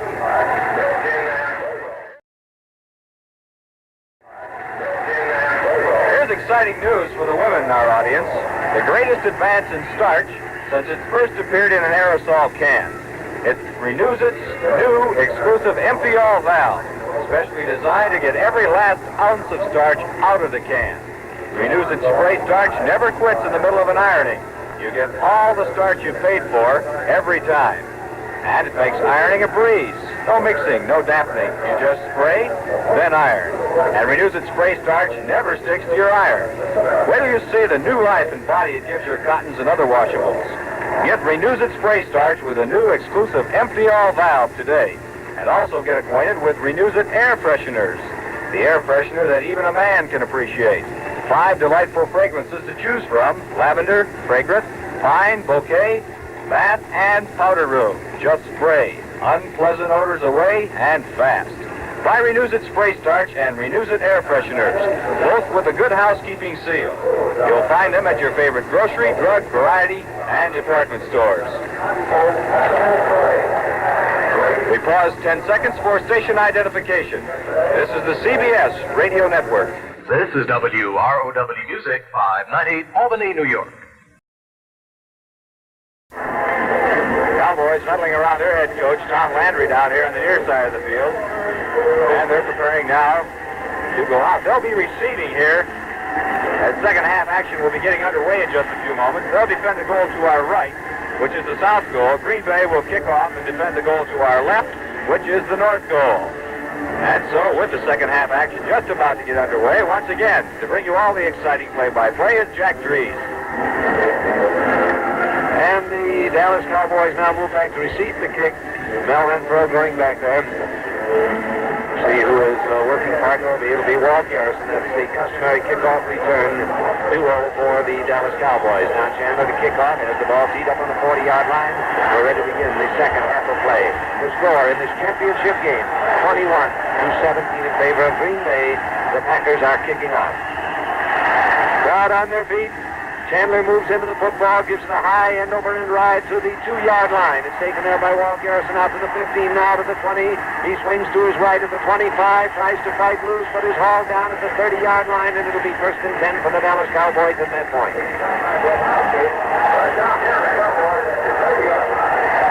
Ray Nitschke coming in to make the tackle for the Green Bay Packers. The ball on the 30-yard line now. 1st down and 10 yards to go for Dallas. Don Perkins, Dan Reeves in the running back positions.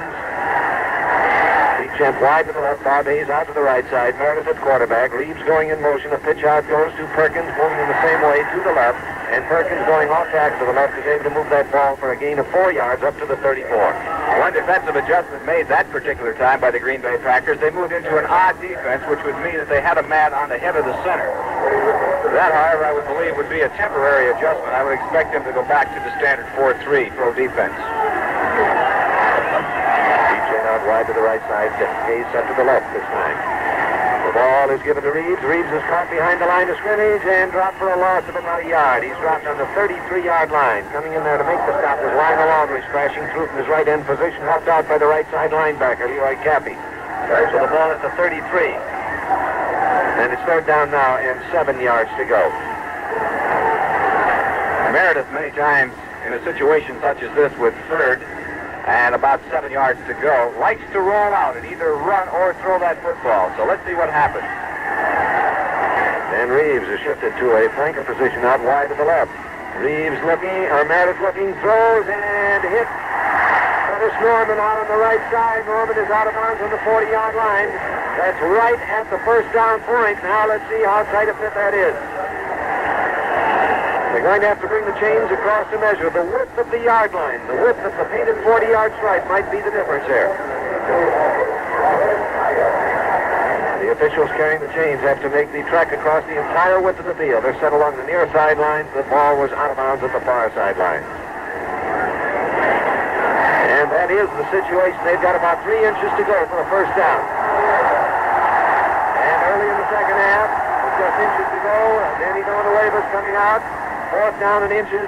And the Cowboys, who twice went for it, with a yard and the previous time a yard and a half in the first half, are going to ostensibly boot it with about 3 inches to go here early in the second half. But certainly the game situation is vastly different than it was in the first half, as the Cowboys are just 4 points behind. Villanueva gives the ball its ride, but it's not too good a kick. It comes down on the 36 and then takes the bobble over to the sidelines and goes out of bounds at the Green Bay Packer 30. And it'll be first and 10 on the 30-yard line for Green Bay. Cowboys defensive unit now coming out of the field as the Green Bay offense takes over. This is a critical period in the game. More often than not, the team that can score first in the third quarter is the team that's going to win the ball game. And now the Dallas Cowboys have been unable to do anything on their first time with the ball, and they give it over to the Green Bay Packers. And it's a handoff going to Elijah Pitts, who tracks into the line to pick up maybe 2 yards. He ran into a tough wall of the Dallas defense. Willie Towns, George Andrew in on that stop. Jim Calden picked up 1 yard. The ball is put down at the 31-yard line, and it's second down and 9 yards to go for the Green Bay Packers. Second and 9 on their own 31. And the flanker both out. Bart Starr throws one up the middle, and it's almost picked off by Mel Renfro. Mark Running, the tight end, was the target. Renfro matched in front of him, couldn't quite get the football. Knocked it down to make it an incomplete forward pass. So it's third down and 9 yards to go now for Green Bay. The deep receivers just getting back to the Green Bay Packer huddle. Now they're all gathered around Bart Starr. Dallas has their defense set. Well, Taylor and Pitts were in the pass pattern that last time, and Taylor was open. So let's see if he goes back to the huddle and tells Starr. Starr is back to throw. He slipped. Throws to Boyd Dollar.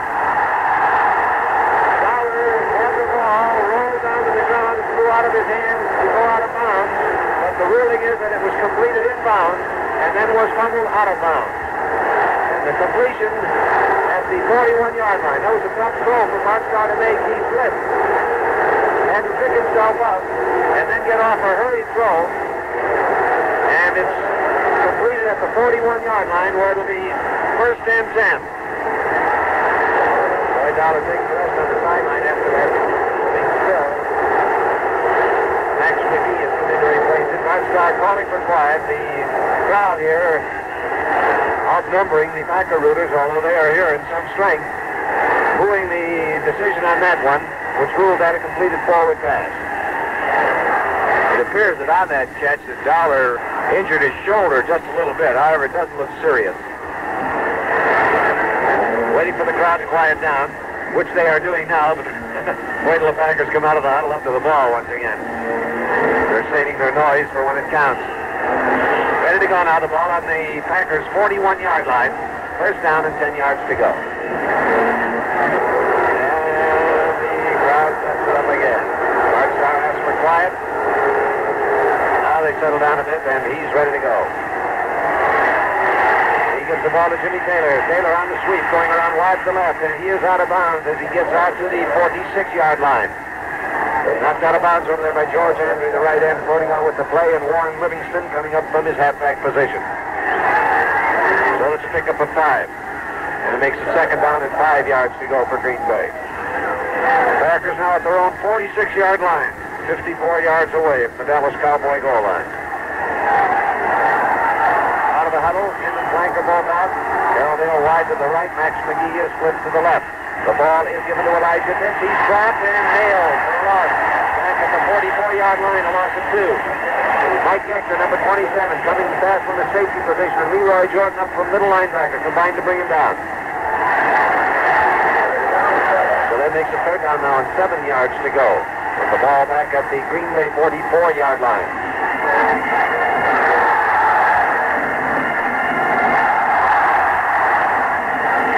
Wide left goes Carroll Dale.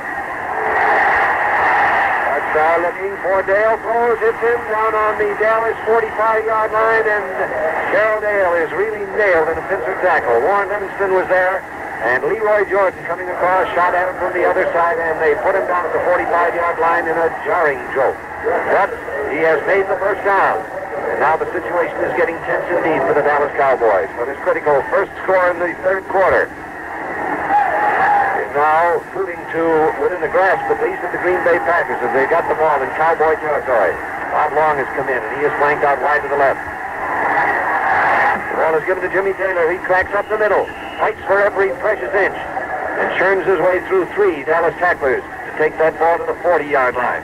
Pick up a 4 yards, and a tough 4 yards it was. Leroy Jordan, the middle linebacker, finally bringing him down. So a second down now. About 5 yards to go. And the Packers appear now to be doing what they do best, and that's exercise ball control. If they can continue that, they'll be tough to beat. Starr goes back to throw once again. Throws one out to Bob Long. Long makes the catch at the 30 and is banged out of bounds by Warren Livingston. He's out of bounds at the 31. That's enough for another first down. Green Bay first and 10 on the Dallas Cowboys 31-yard line. Bart Starr has now hit 10 out of 16 passes. And he has the ball 31 yards away from the Dallas Cowboy goal line. 9 minutes and 21 seconds left to play in the third quarter of this game. The score 21-17 in favor of the Green Bay Packers. End and flanker both out. And the ball is given to Jimmy Taylor. He has a whole off tackle, gets through it, gets down inside the 25, is dropped at the 23-yard line. That was Chuck Hawley, number 54. And Warren Livingston, number 41, coming up from his halfback position to combine on the tackle. But now they've got 23 yards to go to that goal line. And it's second down and 2 yards to go. Taylor going for 8 yards. 32 yards and 7 carries for Jimmy Taylor. Long, a lone flanker out to the right side. Otherwise, pretty tight line formation. The ball is given to Elijah Pitts. He fumbles. Who got it? It looks like that football was George Andrews. George Andrews, number 66, the right end, got the loose football. And that is a big, big break for the Dallas Cowboys.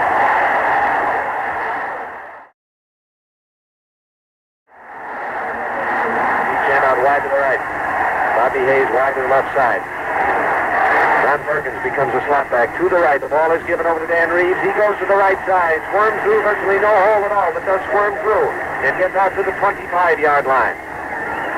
Beginning on the 21, they're now at the 25, a pickup of 4 yards, and it's second down and 6 yards to go.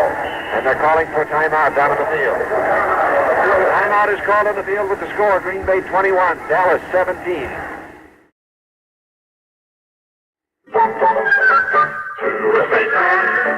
It's a moon, moon, moon to a pirate. It's a cold doubloon to a shooter. It's her dad consent to a smoker. It's a Kent.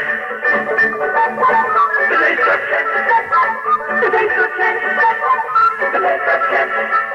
More taste, fine tobacco. To a racer. It's the extra feed to a gardener. It's a magic feed to a jumper. It's a slow G-set to a smoker. It's a Kent. Only Kent puts rich, full tobacco taste through the Kent filter for the most satisfying taste in smoking today. More taste, fine tobacco. If you smoke a filter cigarette, try the taste of Kent.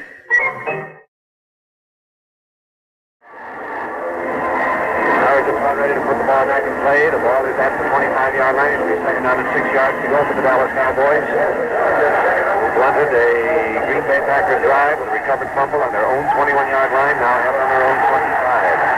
Hayes wide to the left, Peachin out to the right side. Don Meredith at quarterback, shifts his backfield. Reeves coming over to a left halfback position. He gives the ball to Don Perkins. Perkins trying to find running room to the outside. He's hemmed in and dropped at the 25-yard line, which is the line of scrimmage. Dave Robertson, number 89, completely hemming him in over there and bringing him down. And puts the ball on the 25, third down, and still 6 yards to go. Critical third down for Don Meredith and the Dallas Cowboys now. And he switches his end and flanker, puts Bob Hayes on the near sideline. They're playing along the right hash marks. And out to the left is Pete Gent. The throw is up the middle. And the throw is completed to Frank Clark, who's come in at the tight end. He gathers that football in at the 38-yard line. Is dropped immediately by Willie Wood and Herb Adderley, but he had the catch. And the ball is at the 38.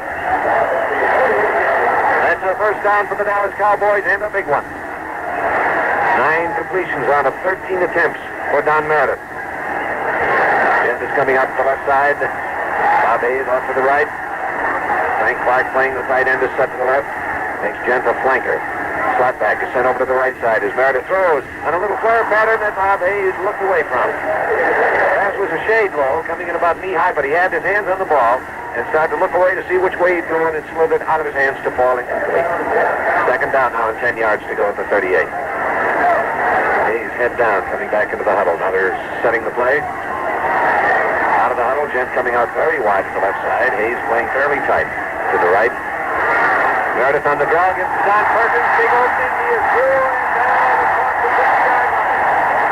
A perfectly executed draw play. Takes it to the Packer 49.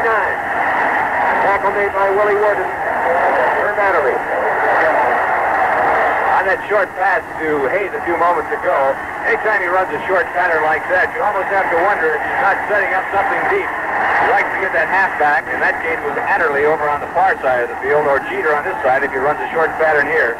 As I say, anytime he runs that short pattern, you wonder if he might be setting up the deep one. Now they're ready to go. Meredith on the draw, gives it this time to Dan Reeves, and Reeves cannot get away from Dave Robinson. He's storming in there to nail him at the 47-yard line. So it's a pickup of 2 yards.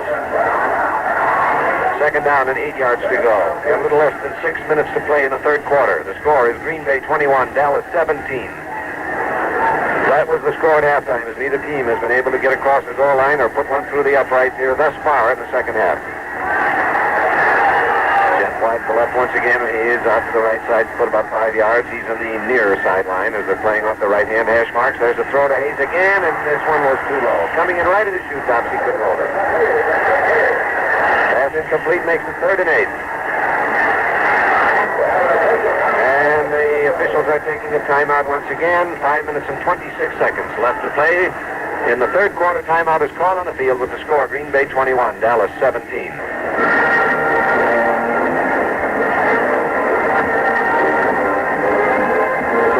Timeout, still Jimmy Morris. We do have to think of the now increasing importance of that first score in the second half. Whoever makes it will have an advantage in this game.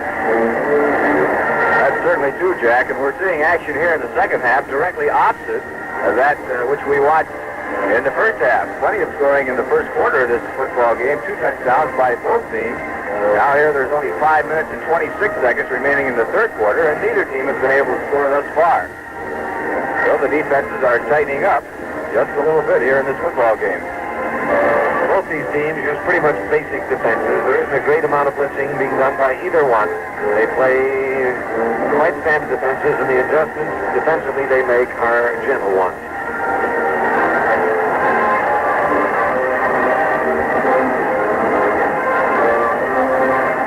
About ready to put the ball in play once again. The line of scrimmage is the Green Bay 47-yard line. The Dallas Cowboys are in possession. They have it now on a third down and 8 yards to go situation. A big third down facing Don Meredith again.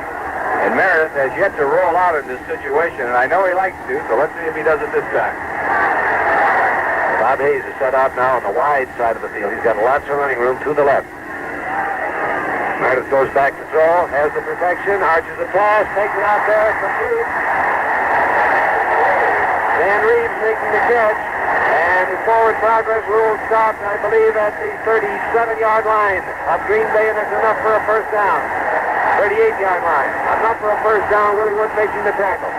10 completions now out of 16 attempts for Don Meredith, and he's come through it 2 consecutive third down clutch situations.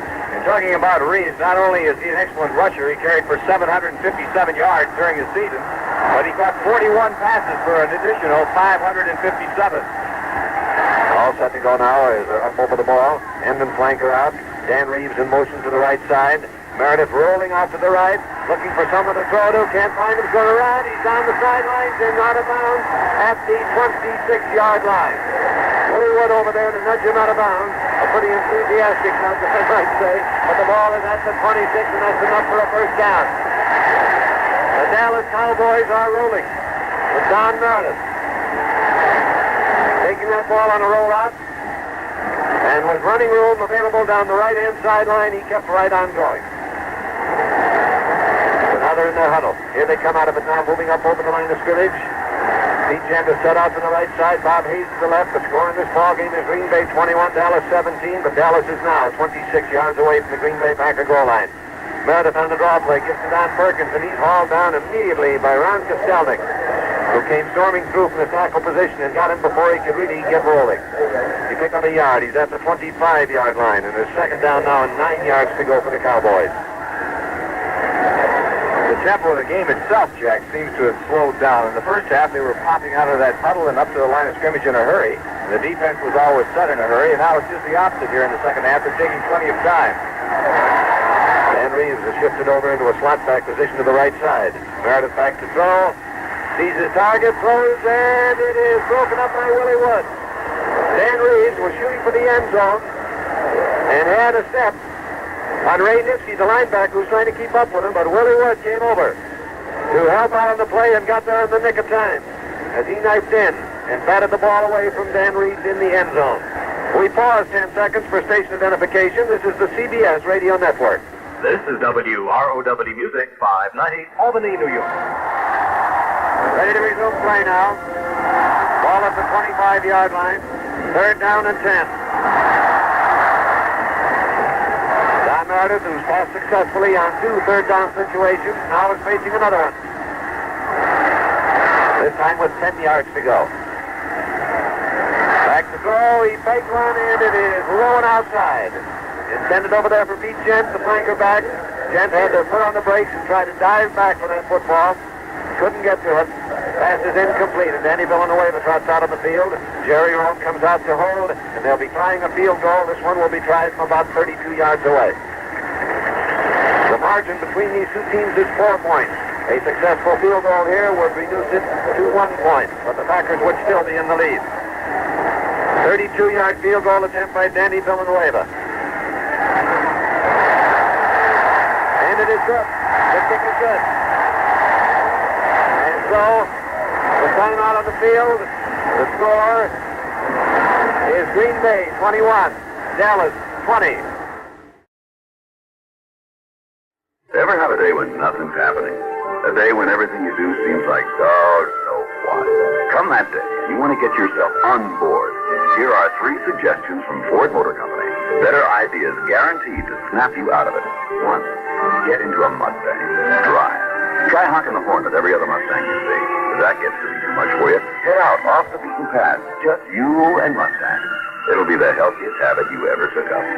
2, get into a Ford LTD. Drive. Bring some noisy food like peanut brittle. It gets to be pretty quiet in there. If that doesn't work, try music. Full fidelity stereosonic music from tapes you picked yourself. 3, get into a new Cougar. Drive. Just drive. Better ideas from Ford Motor Company, guaranteed to snap you right out of it. On a day when there's nothing to do, get down to your Ford or Lincoln Mercury dealer. See if you don't say, I'll be darned. Ford has a better idea. Ready now for the Dallas kickoff. Danny Villanueva has the ball teed up on the 40-yard line. Donnie Anderson and Herb Adderley are deep for Green Bay. Villanueva backs away now. The score 21-20. The Green Bay Packers in a 1-point lead. Villanueva gives the ball its ride and coming down on the 7-yard line to Donnie Anderson. Swinging up the middle, he gets to the 25-yard line, is caught and thrown down, and coming in to make the stop was left side number 46 and right behind Dick Daniels. So Ball in the area of the 25-yard line. We'll see where it's grounded by Tommy Bell, the referee. Puts it on the 26, and it'll be 1st and 10 for Green Bay. At that point, we have 3 minutes and 31 seconds left to play in the third quarter of the game. Green Bay leading, but the score is 21-20. Carroldale comes out wide to the right side. Boyd Dollar is back in now after banging his shoulder a bit earlier in this first half. He's wide to the left. There is a long heave for Carroldale. He's got it on the Dallas 45, caught by Cornell Green and dropped at the 31-yard line. A big strike thrown by Bart Starr. Completed to Carroldale down to the 31. And that was the finest pattern I've seen run today. Carroldale came down the field, took about 7 steps in on a post pattern, and then took off and went outside on the flag pattern. And you have to credit the offensive line blocking that time of the Green Bay Packers, who gave Bart Starr plenty of time to throw that ball and Dale plenty of time to run the pattern. It was a 43-yard gain, 1st and 10 from 31 yards away. Bart Starr gives the ball to Jimmy Taylor. Taylor is almost from behind the line, holds his footing, gets down to the 27 to pick up 4 yards. Ball now on the Dallas Cowboy 27-yard line. The Green Bay Packers have been in this neighborhood before in this half. The last time they were down here, a fumble by Elijah Pitts gave the ball to the Cowboys, and that resulted in their field goal. They brought this score 21-20, which it is at the present time with Green Bay out in front. 2 minutes left to play in the third quarter of the game. Bart Starr dropping back to throw once again. Throws a quick one to Jimmy Taylor right up the middle, and he turns right at the arms of Leroy Jordan. It's a 5-yard gain down to the 22-yard line. And the crowd is booing for something, but I'm not sure what. Jack, I think it was the fact that Jordan tackled Taylor, and you know how Taylor hates to get tackled. I think he was doing that little shuffling kick down there. One thing about Taylor, he comes up just sitting mad every time he's dropped on a play. Third down, about a yard to go. Got to get to the 21 for a first down, and the Dallas Cowboys charged as one man right across the line. They're complaining that they were drawn offside. Let's see what the decision is. The penalty is against Dallas. It's a first down, and it puts the ball at the 17. 1 minute and 9 seconds left to play in the third quarter. Green Bay Packers now are 17 yards away from the Dallas goal line. Carroldale goes out wide to the left side as a flanker with Marlon Fleming, the tight end, split out about 5 yards to the left. Ball is given to Elijah Pitts. He slices inside the 15. He is tripped along the line of scrimmage by Jim Colvin. And he skidded down across the 15, but his knee hit the ground at the 16, and that's where the ball is placed. So it'll be second down and 9 yards to go with a gain of a yard on the play. Clock running. We're down now to 40 seconds to play in the third quarter. No tomorrow for the loser of this game. This is for the National Football League Championship and that big, big day in the Super Bowl 2 weeks from today, which we'll be bringing you over these CBS radio stations. Bart Starr back to throw as the run from pressure and completes the pass to Boyd Dollar in the end zone for a touchdown. Mike Gexter offended him in the end zone. Jimmy Taylor didn't like it much. He and Gexter had a couple of words, but Dollar's okay, and he still held onto that football, and Green Bay has scored from 16 yards out. A big touchdown for the Green Bay Packers coming here in the closing seconds of the third quarter. We have 24 seconds left. 27-20 is now the score with the extra point attempt coming up.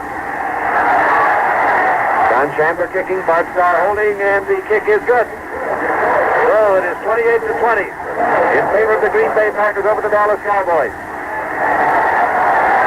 That 8 points is what makes things difficult for Dallas. 27-20, that means they're a touchdown and an extra point away from a tie. But now they've got to get the touchdown and something more to assume the lead in the ballgame. A single point becoming of increasing importance as this game wears along. Wears along is a good term, but the defense has risen to the height here in the second half, and it's been a bruising battle between these two teams. Bart Starr taken to the air, got away from the bruises, except for those being gathered by the receivers to move his ball club upfield to get this eventual touchdown. And that last pass to Boyd Dollar was another thing of beauty executed by Bart Starr, as he was under tremendous pressure from the Cowboys. Had to break from his protective cup, so to speak, move out of that cup, still look for receivers, try to sense where the onrushing Cowboys were, just before he was nailed, he got the throw away and whistled it into the end zone to Boy Dollar for a 16-yard touchdown pass completion. And now the score at 28-20 as the Green Bay Packers prepare to kick off to the Cowboys.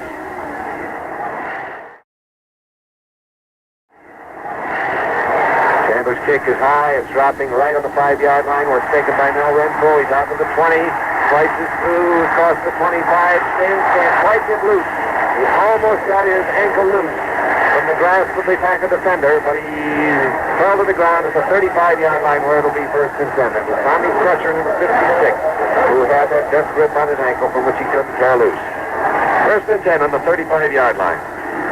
We've got 8 seconds left to play, and the clock is running. It's down to 5 and running. It'll probably run out before they can get this play off. There it is. That's the gun, and there is the end of the third period with the score: Green Bay 28, Dallas 20.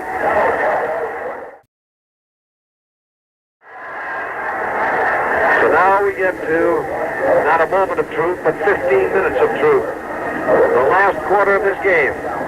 This bitter and spectacular struggle for the National Football League Championship. The Cowboys against the Green Bay Packers. 15 minutes left to decide this issue. The Green Bay Packers in an 8-point lead. But Dallas has the football. They have it on their own 35-yard line. But it's the 8th point that is looming increasingly large to these Cowboys, who put together this year their first winning season since they came into the National Football League as one of the expansion teams some 6 years ago. And not only was it a winning season, but it was enough to win it all, the Eastern Division Championship. With an explosive attack, a strong aerial attack, they come against the Packers today. Now we're ready to begin the final quarter of play. 15 minutes left to decide the National Football League champion. 15 minutes of playing time. About 30 minutes of elapsed time can usually be counted on in these critical fourth quarters of play. First and 10 on their own 35. The Cowboys have the ball. Pete Jen comes out wide to the right. Bobby Hayes put out slightly to the left, about 5 yards out. Back goes Don Meredith to throw. He has time to look, but he can't find the receiver in the open. He's going to have to try and run with it, and he takes it up to the 39-yard line to pick up 4 yards. Green Bay had the deep receivers blanketed. Meredith had no one to throw to, so he ran with that ball up to the 39, where it'll be second down and 6 yards to go.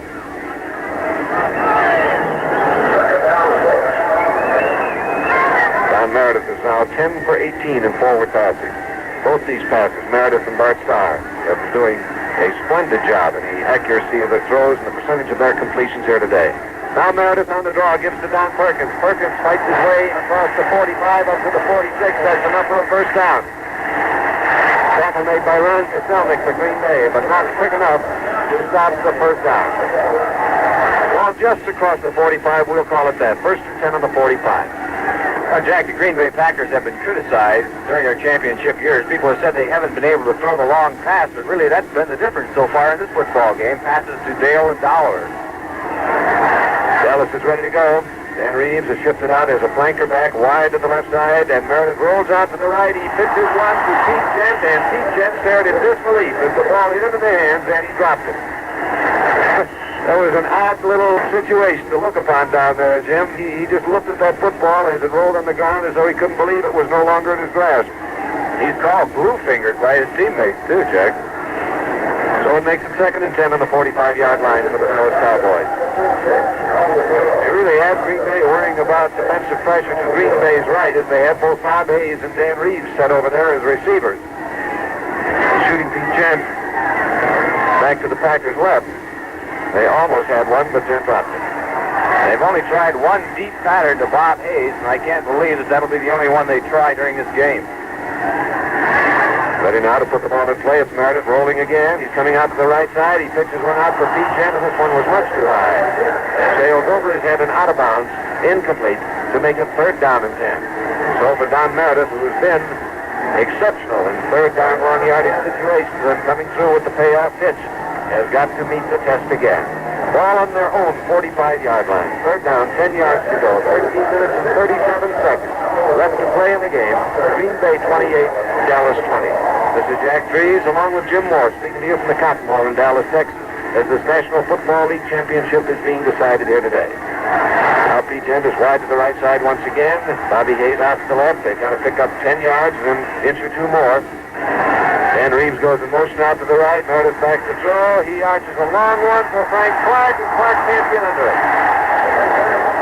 On a 3rd and 10, Don Meredith went for the bomb, and Clark couldn't get under the football. It was overthrown, and it is incomplete. And so the Dallas Cowboys will have to kick the ball to the Green Bay Packers. I'd like to, mentioning the Super Bowl as I have, bring you the lineup of CBS radio broadcasts of the upcoming professional playoff games. Next week from Miami, the playoff bowl between the second-place teams of the NFL. Then the Super Bowl from Los Angeles, followed by the NFL All-Star Game and the Pro Bowl on the 22nd. The punt comes down around the Green Bay 25 and rolls out of bounds at the 26. So Green Bay takes the 1st and 10 on their own 26. That actually has had trouble punting all year long. That's certainly been at least a minor factor in this football game. He has not punted well at all. During the season, he averaged only 39.2. So now the Green Bay Packers have the football to take it over 1st and 10 on their own 26. Timeout is called on the field with the score Green Bay 28, Dallas 20. Hello, my name is Timothy Timmons, and I had a terrible experience the other day. I went to buy a pack of Gillette Super Stainless blades with the miracle plastic coating on the edge. So I asked the man for Gillette Super Stainless, and he said, they call it the spoiler.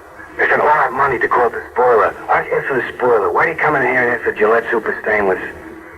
Did he scare me? I don't know whether to ask for the spoiler or to go to another store from now on. With strong hands, you'll get nowhere, so you get up handsome. Girls don't care for plastic hands, so you get up handsome. 2 for a bottle, what is gonna make you heads up handsome? 2 for a bottle. Gillette heads up grooms like water, only better. Won't dry up, won't plastic up. So men, take the pledge. Use heads up.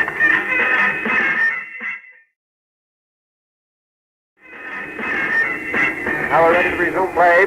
Green Bay having taken over the football, and Don Meredith has fallen below the 500-point in passing. He is now 10 for 21 on the last attempted drive of the Cowboys. He missed on 6 consecutive attempts.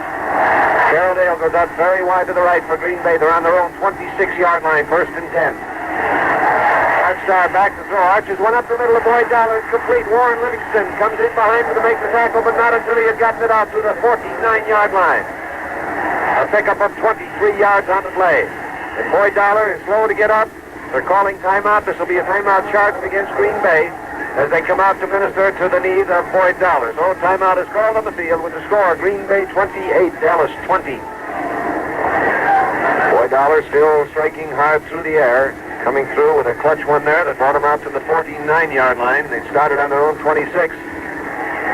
And for Bart Starr, that's his 14th completion out of 20 attempts. Boyd Dollar, meantime, is on his feet, a little dizzy from the jolting collision he had with Warren Livingston, the defensive back for the Dallas Cowboys, and an instant later with the ground, going over the sidelines, but under his own power, and apparently can be available for further action this afternoon. In the 3rd quarter, Jack, it was quite equal. The Cowboys ran 17 offensive plays, and the Packers ran 16. Now we're ready to go again, and the first play shows the ball given to Elijah Pitts, and he shoots into the line for short yardage. He gets across the 50, however, on a pickup of 2 down to the Dallas 49. Tackle made by Bob Lilly. All-pro tackle for the Dallas Cowboys. So it's 2nd down and 8 yards to go. Max McGee has come in now and is flanked out wide to the left. Starr back to throw once again. Has plenty of time. Hits Max McGee, and McGee dropped it. Warren Livingston coming in on the tackle, but McGee no longer had the football.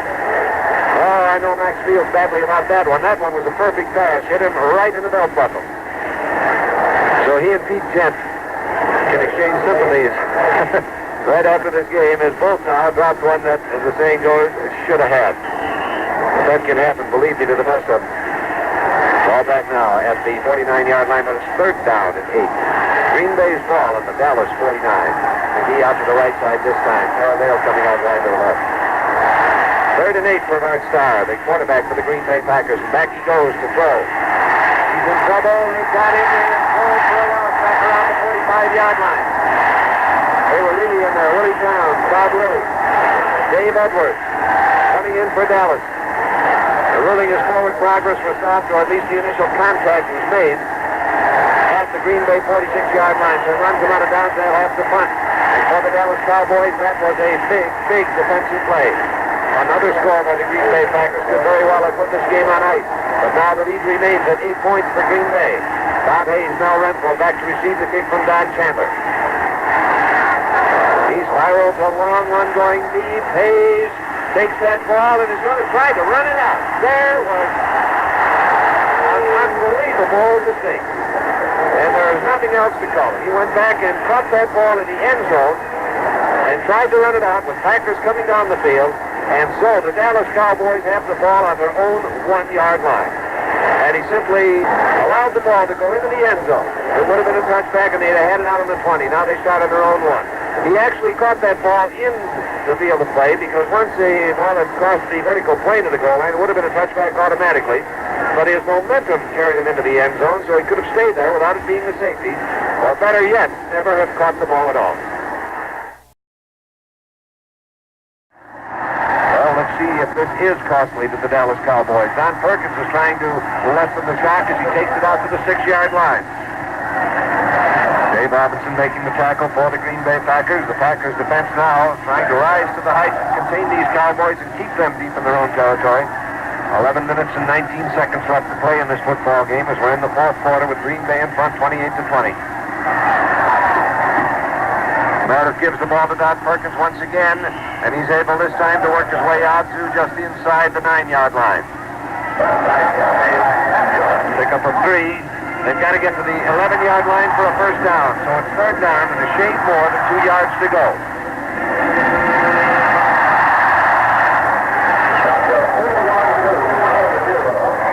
Now the Cowboys leave the huddle, getting up over the ball. The line of scrimmage just short of their own 9-yard line. Ball is given to Dan Reeves. Reeves gets through for the first down. Dan Reeves punches out to the 14-yard line, and the Dallas Cowboys can breathe again. First and 10 on the 14. Regardless of the outcome of the football game, Jack, you certainly have to give a lot of credit to the Dallas Cowboys for their poise. They were behind 14-0 in the first quarter, were able to come back, and now deep in their own territory, they were able to move the ball out and get the first down. Meredith with a little running room goes back to pass, but his pass is low and outside. Intended for Pete Gent and is incomplete. So it'll be second down and 10 yards to go on the 14-yard line. Green Bay in the lead, 28-20. We have 9 minutes and 59 seconds. A shade under 10 minutes left to play in the game. This for the National Football League Championship.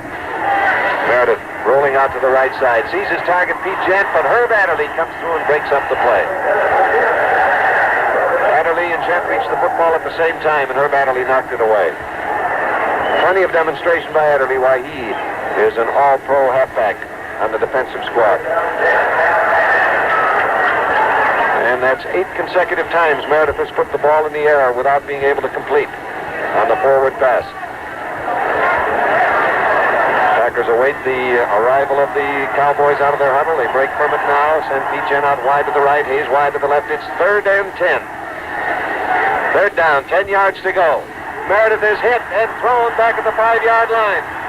Storming through there to make that stop was Henry Jordan. Fourth down. Line of scrimmage back at the 6-yard line. And they'll have to kick it to Green Bay. And you can see why over the years the Packers have won numerous championships. When they need the big play, one of the old pros always seems to come through. That time, Henry Jordan with the big rush. Throwing away the deep in his end zone to punt. Willie Wood and Donnie Anderson are waiting for the kick. Throwing away that gets his best punt of the day in the air when he needed it most. And it's a fair catch signal given by Anderson out on the 48-yard line. So Green Bay takes it on the Dallas Cowboys 48 with 9.5 minutes left to play in the game. Leading in the ball game, Green Bay 28-20 over Dallas.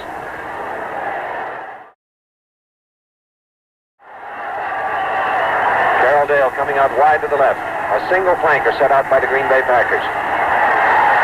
And the ball is given to Elijah Pitts.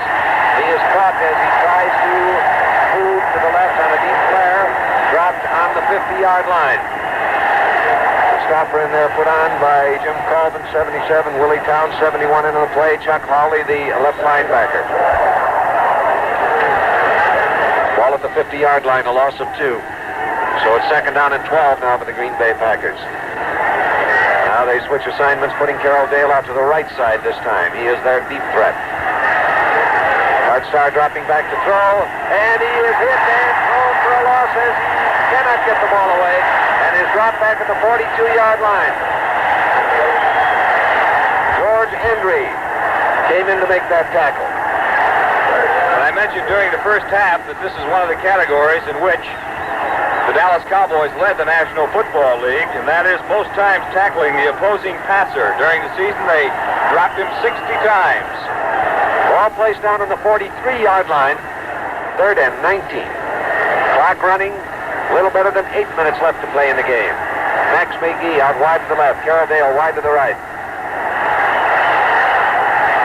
Starr back quickly, looks for a target, arches one down the field, takes it complete to Mark Fleming, who runs out of the grasp of 2 tacklers and is sent out of bounds by Mike Gector, who came right in over a block, thrown on him by Jimmy Taylor to make that save. So that puts the ball down now on the Dallas Cowboys' 33-yard line. And the Packers, if nothing else, are getting within field goal range. Jack, I talked a moment ago about the big play by the old pro when you really need it. There it was again, this time going from Bart Starr to Marv Fleming. First and 10 on the Cowboy 33. Dale out wide to the left. Starr taking a long count, now gets the snap, drops back to throw once again. Floats one to the sidelines, too long for Elijah Pitts, who was wide open. They had a situation there, much to their advantage, in that the execution of the play brought Elijah Pitts into one-on-one coverage with Chuck Hawley, the linebacker, and he had him beaten by about 5 yards. But Bart Starr's pass was overthrown, and he couldn't get to the football. A play situation that had touchdown written all over it, but it's an incomplete forward pass. So back comes the ball to the 33-yard line, and it's second and 10. Carroll Dale coming out wide to the left. Bart Starr checking his split end and flanker, now barks the signals. And on the draw play gives to Jimmy Taylor, and the Dallas Cowboys were ready for that one. Lowy, Taylor is knocked down on the 35-yard line for a loss of 2 yards. Stop made by Willie Towns, left end for the Dallas Cowboys. So it's third down, 11 yards to go now. Third and close to 12 yards to go. The ball just on the Cowboy side of the Dallas 35-yard line. A little less than 7.5 minutes left to play in the game. Green Bay 28, Dallas 20. Again, with third and 10 or 11 yards, this is a situation that Bart Starr likes to throw to the halfback. Starr is back looking for a target. And he passes complete to Jimmy Taylor, and Taylor takes the ball down to the 19-yard line before he's stopped by Mike Gector coming up there, along with Leroy Jordan, the middle linebacker. But the ball is at the 19, and that's a first and 10 for the Green Bay Packers. And for Bart Starr, that might be the icing on the cake. The most important third down that he has successfully negotiated in the ball game. And he has negotiated many of them. Ball now at the 19-yard line, first and 10. Starr barking the signals, gives the ball on a quick handoff to Jimmy Taylor. Taylor's into the line, can't make much, tries to slide out, find some daylight, but can't do it there either. He was able to bring the ball to the 17-yard line, a pickup of 2 yards. So it'll be second down and 8 yards to go now for the Packers. Tackle made by Warren Livingston. Bart Starr, 24 passes, has completed 16. Neither team has been able to record an interception in the game. Carroll Dale wide to the right. Max McGee flanked out to the left side. Set as a wide end out to the left. Starr pumps, runs away from pressure. It's increasing, and they've got him. The Dallas Cowboys, playing inspired defense, come through to nail him again. And he's down at the 28 or 9-yard line. We'll see where they place it. At the 28. A loss of 11 yards on the play, and it was Willie Towns, the first of several coming through there to bring him down. Third down now. And about 20 yards to go. Well, actually about 19 yards to go. Third and 19. 5 minutes and 40 30 seconds left to play in the football game. The clock is running. But time now is becoming a lie of the Green Bay Packers. Let it run. They lead by 8 points. Starr barking the signals, fading back to throw, steps back into the pocket, throws one for Max McGee. McGee has it, and he's in the end zone for a touchdown. Warren Livingston had Max McGee in his grasp, but McGee caught the football and towed Livingston into the end zone with him, and the Green Bay Packers have scored. And so, if Max McGee was disappointed over dropping a simple pass earlier in this quarter, he more than made amends with that grab. A fine clutch catch by Max McGee, and the Green Bay Packers now are out to a 34-20 lead with the extra point attempt coming up. A 28-yard touchdown strike by Bart Starr. Don Chandler on the extra point. And the kick is blocked. And again, it looked like Mike Dexter coming in there, or Jethro Pugh. Pugh it was that got his hand on the football and blocked the extra point attempt. So the score is 34-20 in favor of the Packers over the Dallas Cowboys with 5 minutes and 20 seconds left to play in the game.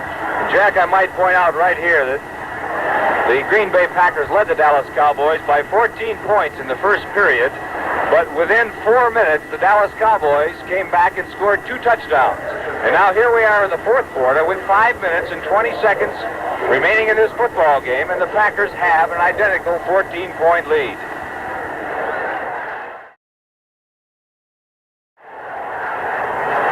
They will be kicking off to the Dallas Cowboys, who have set Mel Renfro and Walt Garrison as their deep men. Don Chandler will kick off.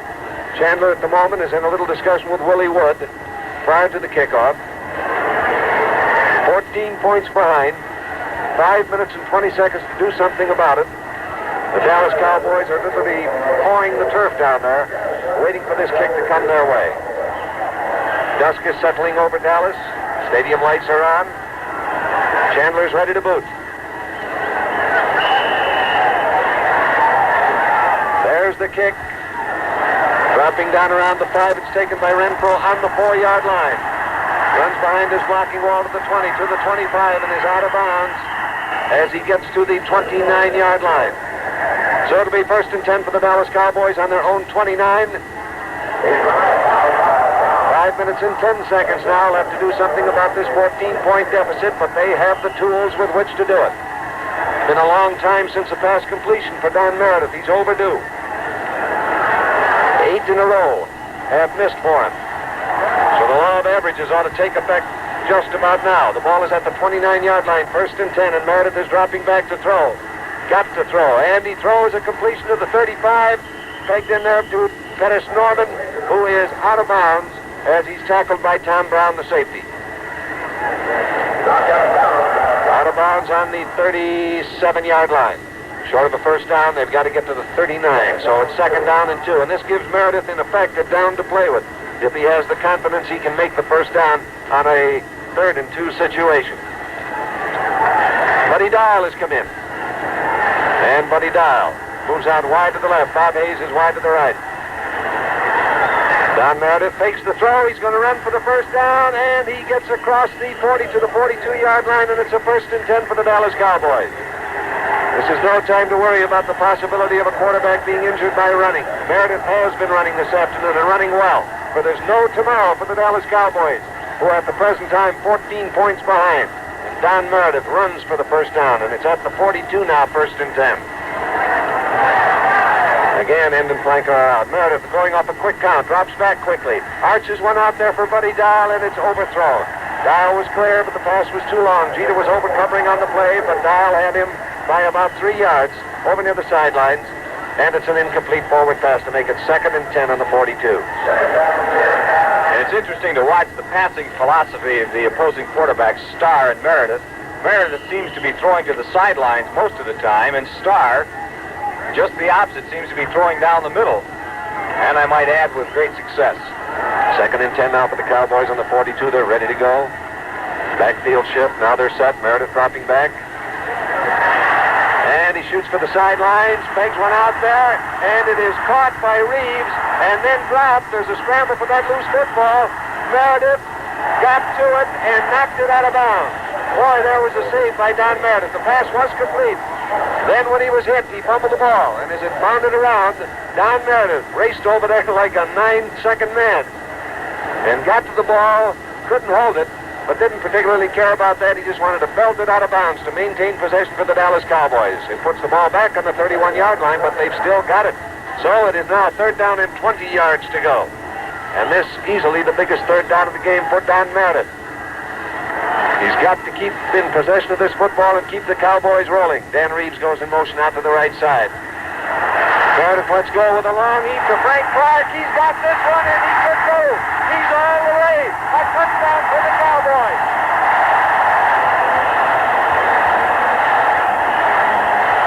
Well, the fabled bomb of the Dallas Cowboys came to pass there, not to their vaunted speedster Bob Hayes, but to Frank Clark in at the tight end position as he broke downfield, gathered in that pass on about the 20-yard line and went on in to score.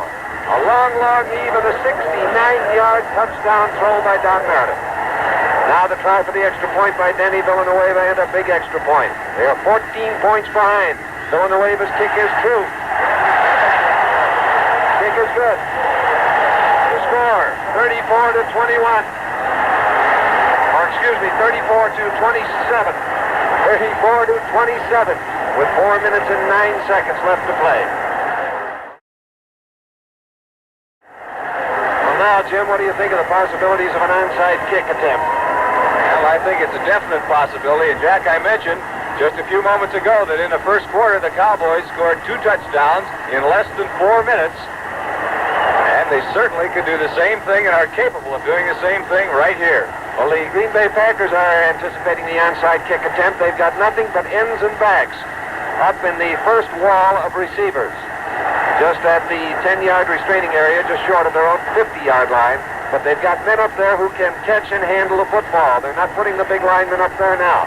I think, Jack, from a field position standpoint, I think they'll kick long and try to hold Green Bay so they get better field position when they take possession of the ball, provided they can hold the Packers. 4 minutes and 9 seconds left. Precious minutes now.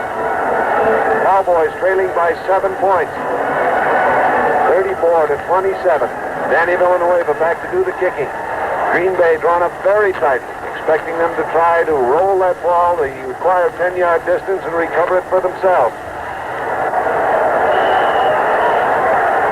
But Villanueva does put it in the air. Donnie Anderson and Herb Adderley back. Adderley getting it at the 15-yard line. He gets up across the 25 and is caught at the 28. So it'll be 1st and 10 for the Green Bay Packers in the area of the 28-yard line. Oh, this crowd now is really whooping it up, and they are on their feet. Clock is running. We're now inside the 4-minute mark. Ball at the 28-yard line, 1st and 10. Green Bay leading 34-27. Packers come out of the huddle with Carroll Daleson out wide to the left. Bart Starr dropping straight back, looks to throw, arches one out for Mark Fleming, who makes a one-handed grab, a great catch, and is hit by Gector as he gets that ball out to the 46-yard line. Covering on the play was Dave Edwards, the linebacker, as once again the Packers threw an offensive pattern at them that put an end one-on-one with the linebacker, and in the case of Mark Fleming, a truly sticky-fingered end, as he had to reach out for a pass that was dropping a little beyond him, pulled it back with one hand, held onto the ball, and took it out to the 46. 18 yards gained on the play, 1st and 10 on their own 46-yard line. Dale out to the right side. Max McGee is on the left, but set in tight now alongside the left tackle. And the ball is faked to Jim Taylor. Back goes Starr to be nailed for a loss. Coming through there was Dave Edwards, the right side linebacker, as the Cowboys threw the blitz at him, and it paid off. Bart Starr trapped for a loss. That puts the ball back at the 38-yard line. A loss of 8. And if the Cowboys are able to get this football, score, and kick the extra point, we'll have a 34-34 tie, in which case we would go into a sudden death overtime, meaning that the first team to score would win the football game. And the Cowboys have called for a timeout. Dallas has taken a timeout. They have 2 remaining in this second half. 2 minutes and 50 seconds left to play. Packers 34, the Cowboys 27. 12 time is out. We pause 10 seconds for station identification. This is the CBS Radio Network. This is WROW Music, 598 Albany, New York. Waiting now for play to be resumed. Dallas stopping the clock. Green Bay in possession of the ball, but it'll be second down now. And some 18 yards to go. Ball back on their own 38-yard line. The blitz really has been a rarity by both defenses. They've been content to rush with their front four. But Dallas now is driven to desperation measures. They've got to get the football. They've got to keep Bart Starr from throwing that ball to repeated completions. Starr has hit successfully on 18 out of 26 passes. Begins to move it up now as the Green Bay Packers leave their huddle to come up to the line of scrimmage, ready to put the ball in play on a 2nd and 18 situation with Caravale wide to the right, Max McGee split to the left. Bart Starr taking a snap, dropping back to throw. And the pass is blocked as it leaves his hand. Coming in there to do it was Bob Lilly, who reached up and batted that ball as it went from the hand of Bart Starr and destroyed the forward pass for an incompletion. Now it's 3rd down and 18 yards to go. A situation in which Bart Starr thus far in this game has been nigh uncanny. But can he do it again? Cowboys need this football. Trailing by 7 points. 2 minutes and 46 seconds left to play. Getting back into contention in this game with a 69-yard scoring pass. Pull them within 7 points. Now can the Cowboys get it away from the Green Bay Packers? 3rd and 18. Starr is ready. He snaps the signals out at the line. Drops back to throw. And it's a little screen out for Jimmy Taylor, who makes a one-handed staggering catch. The staggering destroyed the timing. Leroy Jordan came storming through and nailed it for a loss back to the 31. So the Cowboy defense has done it. Now it's up to the Dallas offense. Bob Hayes and Mel Renfro will be the deep men on this punt return. Don Chandler will be doing the kicking. It's 4th down. The line of scrimmage, their own 31. 2 minutes and 31 seconds left on the clock. Plenty of time, the way the Cowboys can explode. But they're up against the stingiest of NFL defenses in the Green Bay Packers. Time has been called. Hayes and Renfro are in a strategy discussion back along their own 35. And now coming back there to join them is Harold Hayes, who has a couple of words with them and gets back to the line of scrimmage once again. With that timeout called by the Cowboys, they have only 1 remaining. But there's 2:31 showing on the scoreboard clock, so there's plenty of time. Yes, the Cowboys in that notable come-from-behind victory against the Washington Redskins earlier in the season went 86 yards in something like the final minute of play and have no timeouts remaining. So they can get ground in great gulps. Now an air of great tension has fallen over this giant stadium with its capacity throng of almost 76,000 people occupying every available seat here today to see this climax to a great National Football League season. Chandler back in front formation. Renfro and Hayes waiting to receive.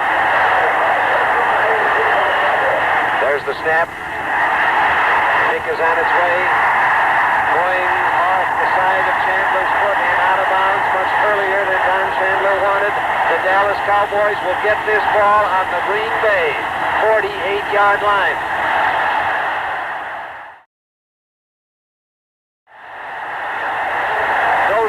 Closer to the 47. We'll call it that. 1st and 10 Dallas. 47 yards away from the Green Bay goal line. 2 minutes and 27 seconds left to play in the game. What a moment. Buddy Dow going out wide to the right side. Hayes out to the left. Perkins, Dan Reeves in the running back position as Meredith takes the snap and fades back. He throws up the middle of Frank Clark, who makes the catch at the 30. Is down at the 25. At the 26-yard line. Taking that ball to the 26. A pickup of 21 yards on the play. Working without a huddle. Meredith gives the ball to Perkins on the draw. And Perkins is able to take it to the 22 to pick up 4 yards. Stopper made by Henry Jordan for Green Bay. Ball at the 22-yard line. 1 minute and 58 seconds remaining. Apparently, the Cowboys took their last time out because the clock is stopped at 1:58 unless it's being corrected. They're in the huddle. The Packers spread out. And that must be the case. The official steps in to double check with them on it. On no, this is a timeout for the 2-minute warning. This is an official timeout for the 2-minute warning. The clock indicates 1 minute and 58 seconds left to be played in the game.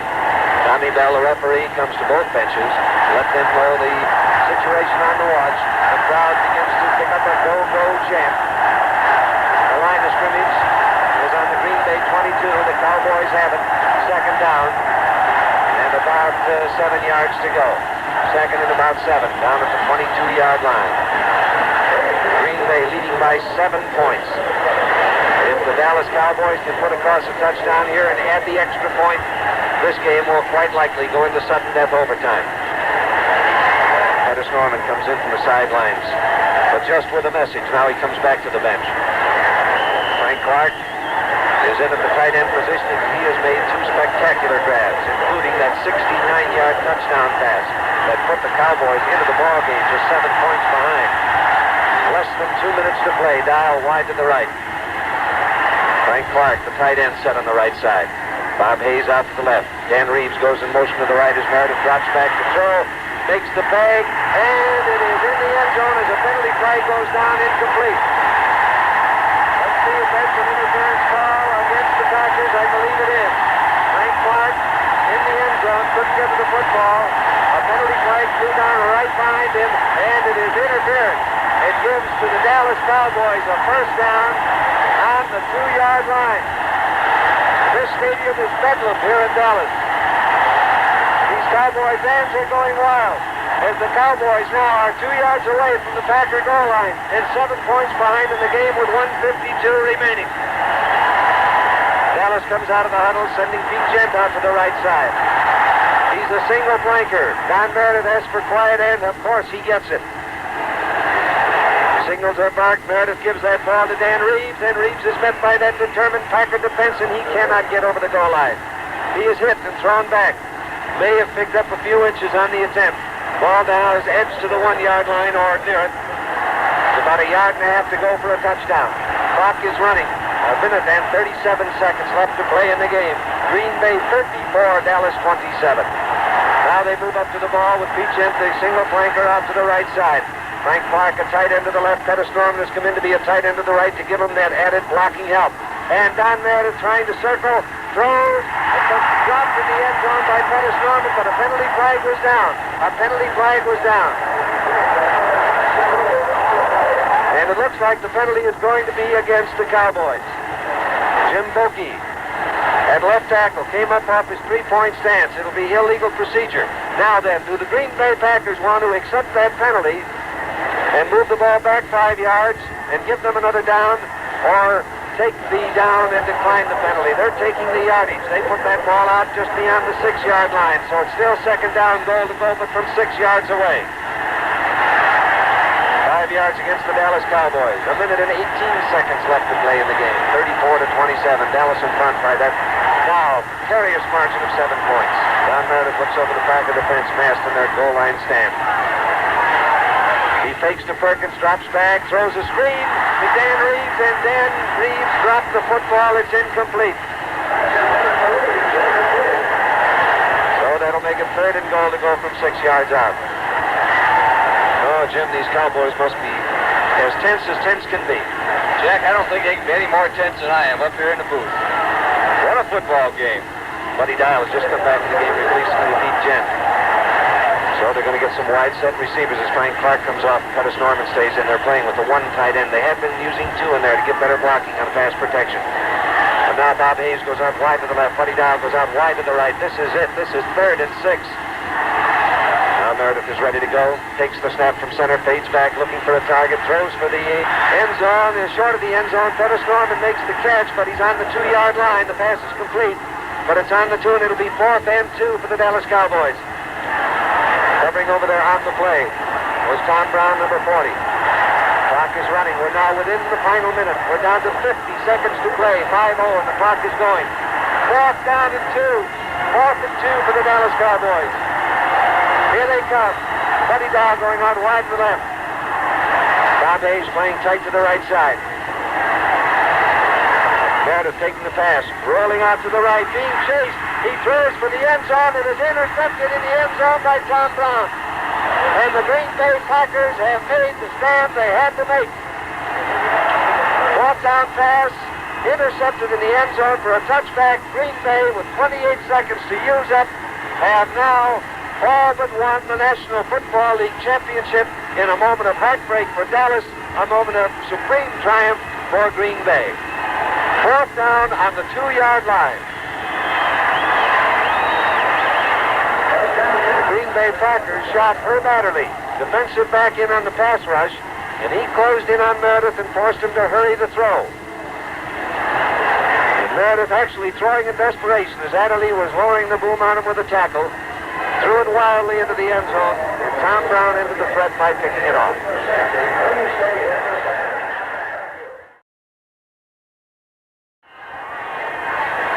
28 seconds left to play. The Green Bay Packers have the ball.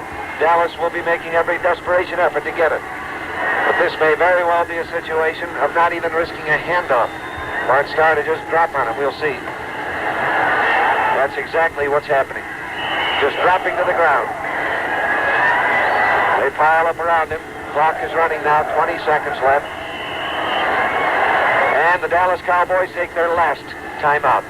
They stop the clock for their last available timeout in the game with 20 seconds left to play. So the Packers go back into their huddle. A leisurely one, for they have time to consume and rest.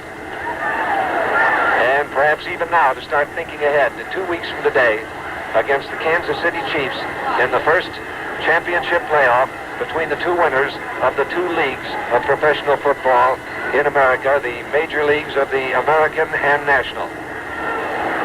This one a complete thriller. The Dallas Cowboys never giving up and met with moments of discouragement that would demoralize a lesser team.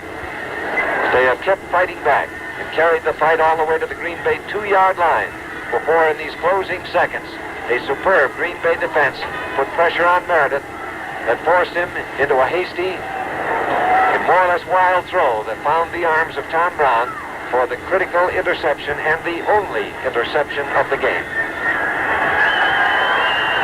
Now Tommy Bell indicates that play should resume.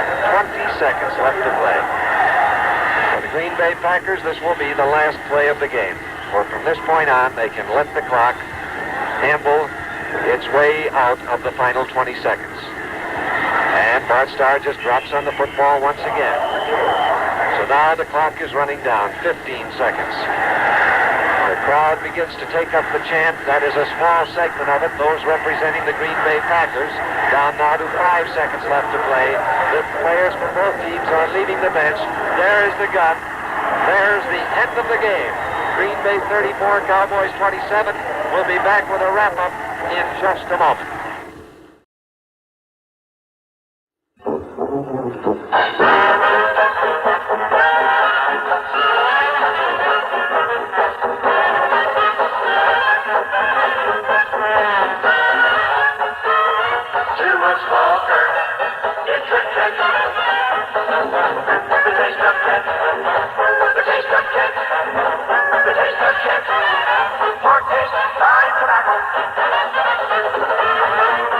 Only Kent delivers the full, rich taste of the world's finest tobaccos through the white Kent filter. Enjoy a Kent, the most satisfying taste in filter smoking today. To a smoker, it's a Kent.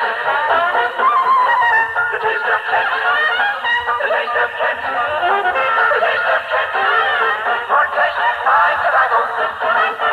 If you smoke a filter cigarette, try the taste of Kent.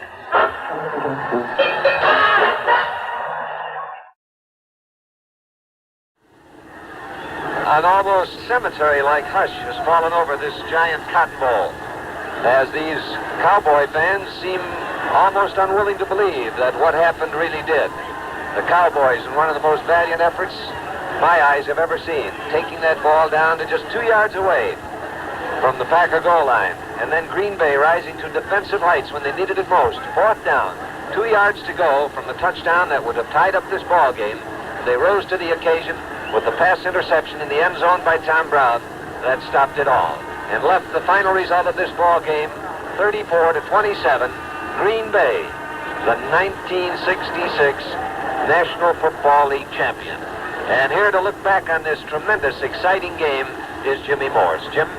Thank you, Jack. Personally, I can't remember a football game that's been more exciting in the past several years. Both teams fought extremely hard in the football game, and I think perhaps if there was a difference, the difference this afternoon was the passing of Bart Starr. As we look down and recap this football game, the Packers took the opening kickoff down the field and scored on a 17-yard pass going from Bart Starr to Elijah Pitts with 10:51 remaining in the first quarter. The extra point made 7-0 in favor of the Green Bay Packers. On the ensuing kickoff, it was fumbled by Mel Renfro, picked up by Jim Grabowski. He moved it into the end zone, so the Packers had scored again, and it was 14-0. However, the Cowboys were not to be denied. They took the next kickoff, moved down the field, and scored on a 3-yard run by Dan Reeves, that making the score the Packers 14 and the Cowboys 7. The Cowboys scored once again, this time with 36 seconds remaining in the first quarter on a 23-yard run by Don Perkins, and the first quarter ended with a score of 14 Packers, 14 Cowboys. Then in the second period, Bart Starr passed to Carroll Dale on a 56-yard touchdown, making it 21-14 with the Chandler kick. However, the Cowboys came back once again, this time on a field goal, at an 11-yarder by Danny Villanueva, and the halftime score was the Packers 21 and the Cowboys 17. In the opening of the second half, a 32-yard field goal by Villanueva for the Cowboys made the score 21 Packers and 20 for the Cowboys. The Packers came back, however, on a 16-yard pass going from Starr to Dowler, and the score was 28-20 in favor of the Packers. And then in the fourth period, on a 28-yard pass going from Starr, this time to McGee, put the Packers out in front with the Chandler kick by the score of 34-20, with 5 minutes and 20 seconds remaining in the football game. And you'll recall that the Cowboys were able to score twice within 4 minutes in the first quarter. They were put in the same position in the fourth quarter. They were almost up to it. A 69-yard pass going from Meredith to Clark with 4:09 remaining in the football game made it 34-27 in favor of the Green Bay Packers. And then, as Jack Dries told you a few moments ago, the Cowboys were able to get the football and move it all the way down to the Green Bay Packer 2-yard line, where it was 4th and 2 for the touchdown. And the interception back there by Tom Brown gave the Packers the ball out on the 20-yard line, from where they were able to run out the clock. And the final score was the Green Bay Packers 34 and the Dallas Cowboys 27. What a football game. And now this is Jim Morse saying so long for Jack Dries and myself from the Cotton Bowl in Dallas. This is the CBS Radio Network.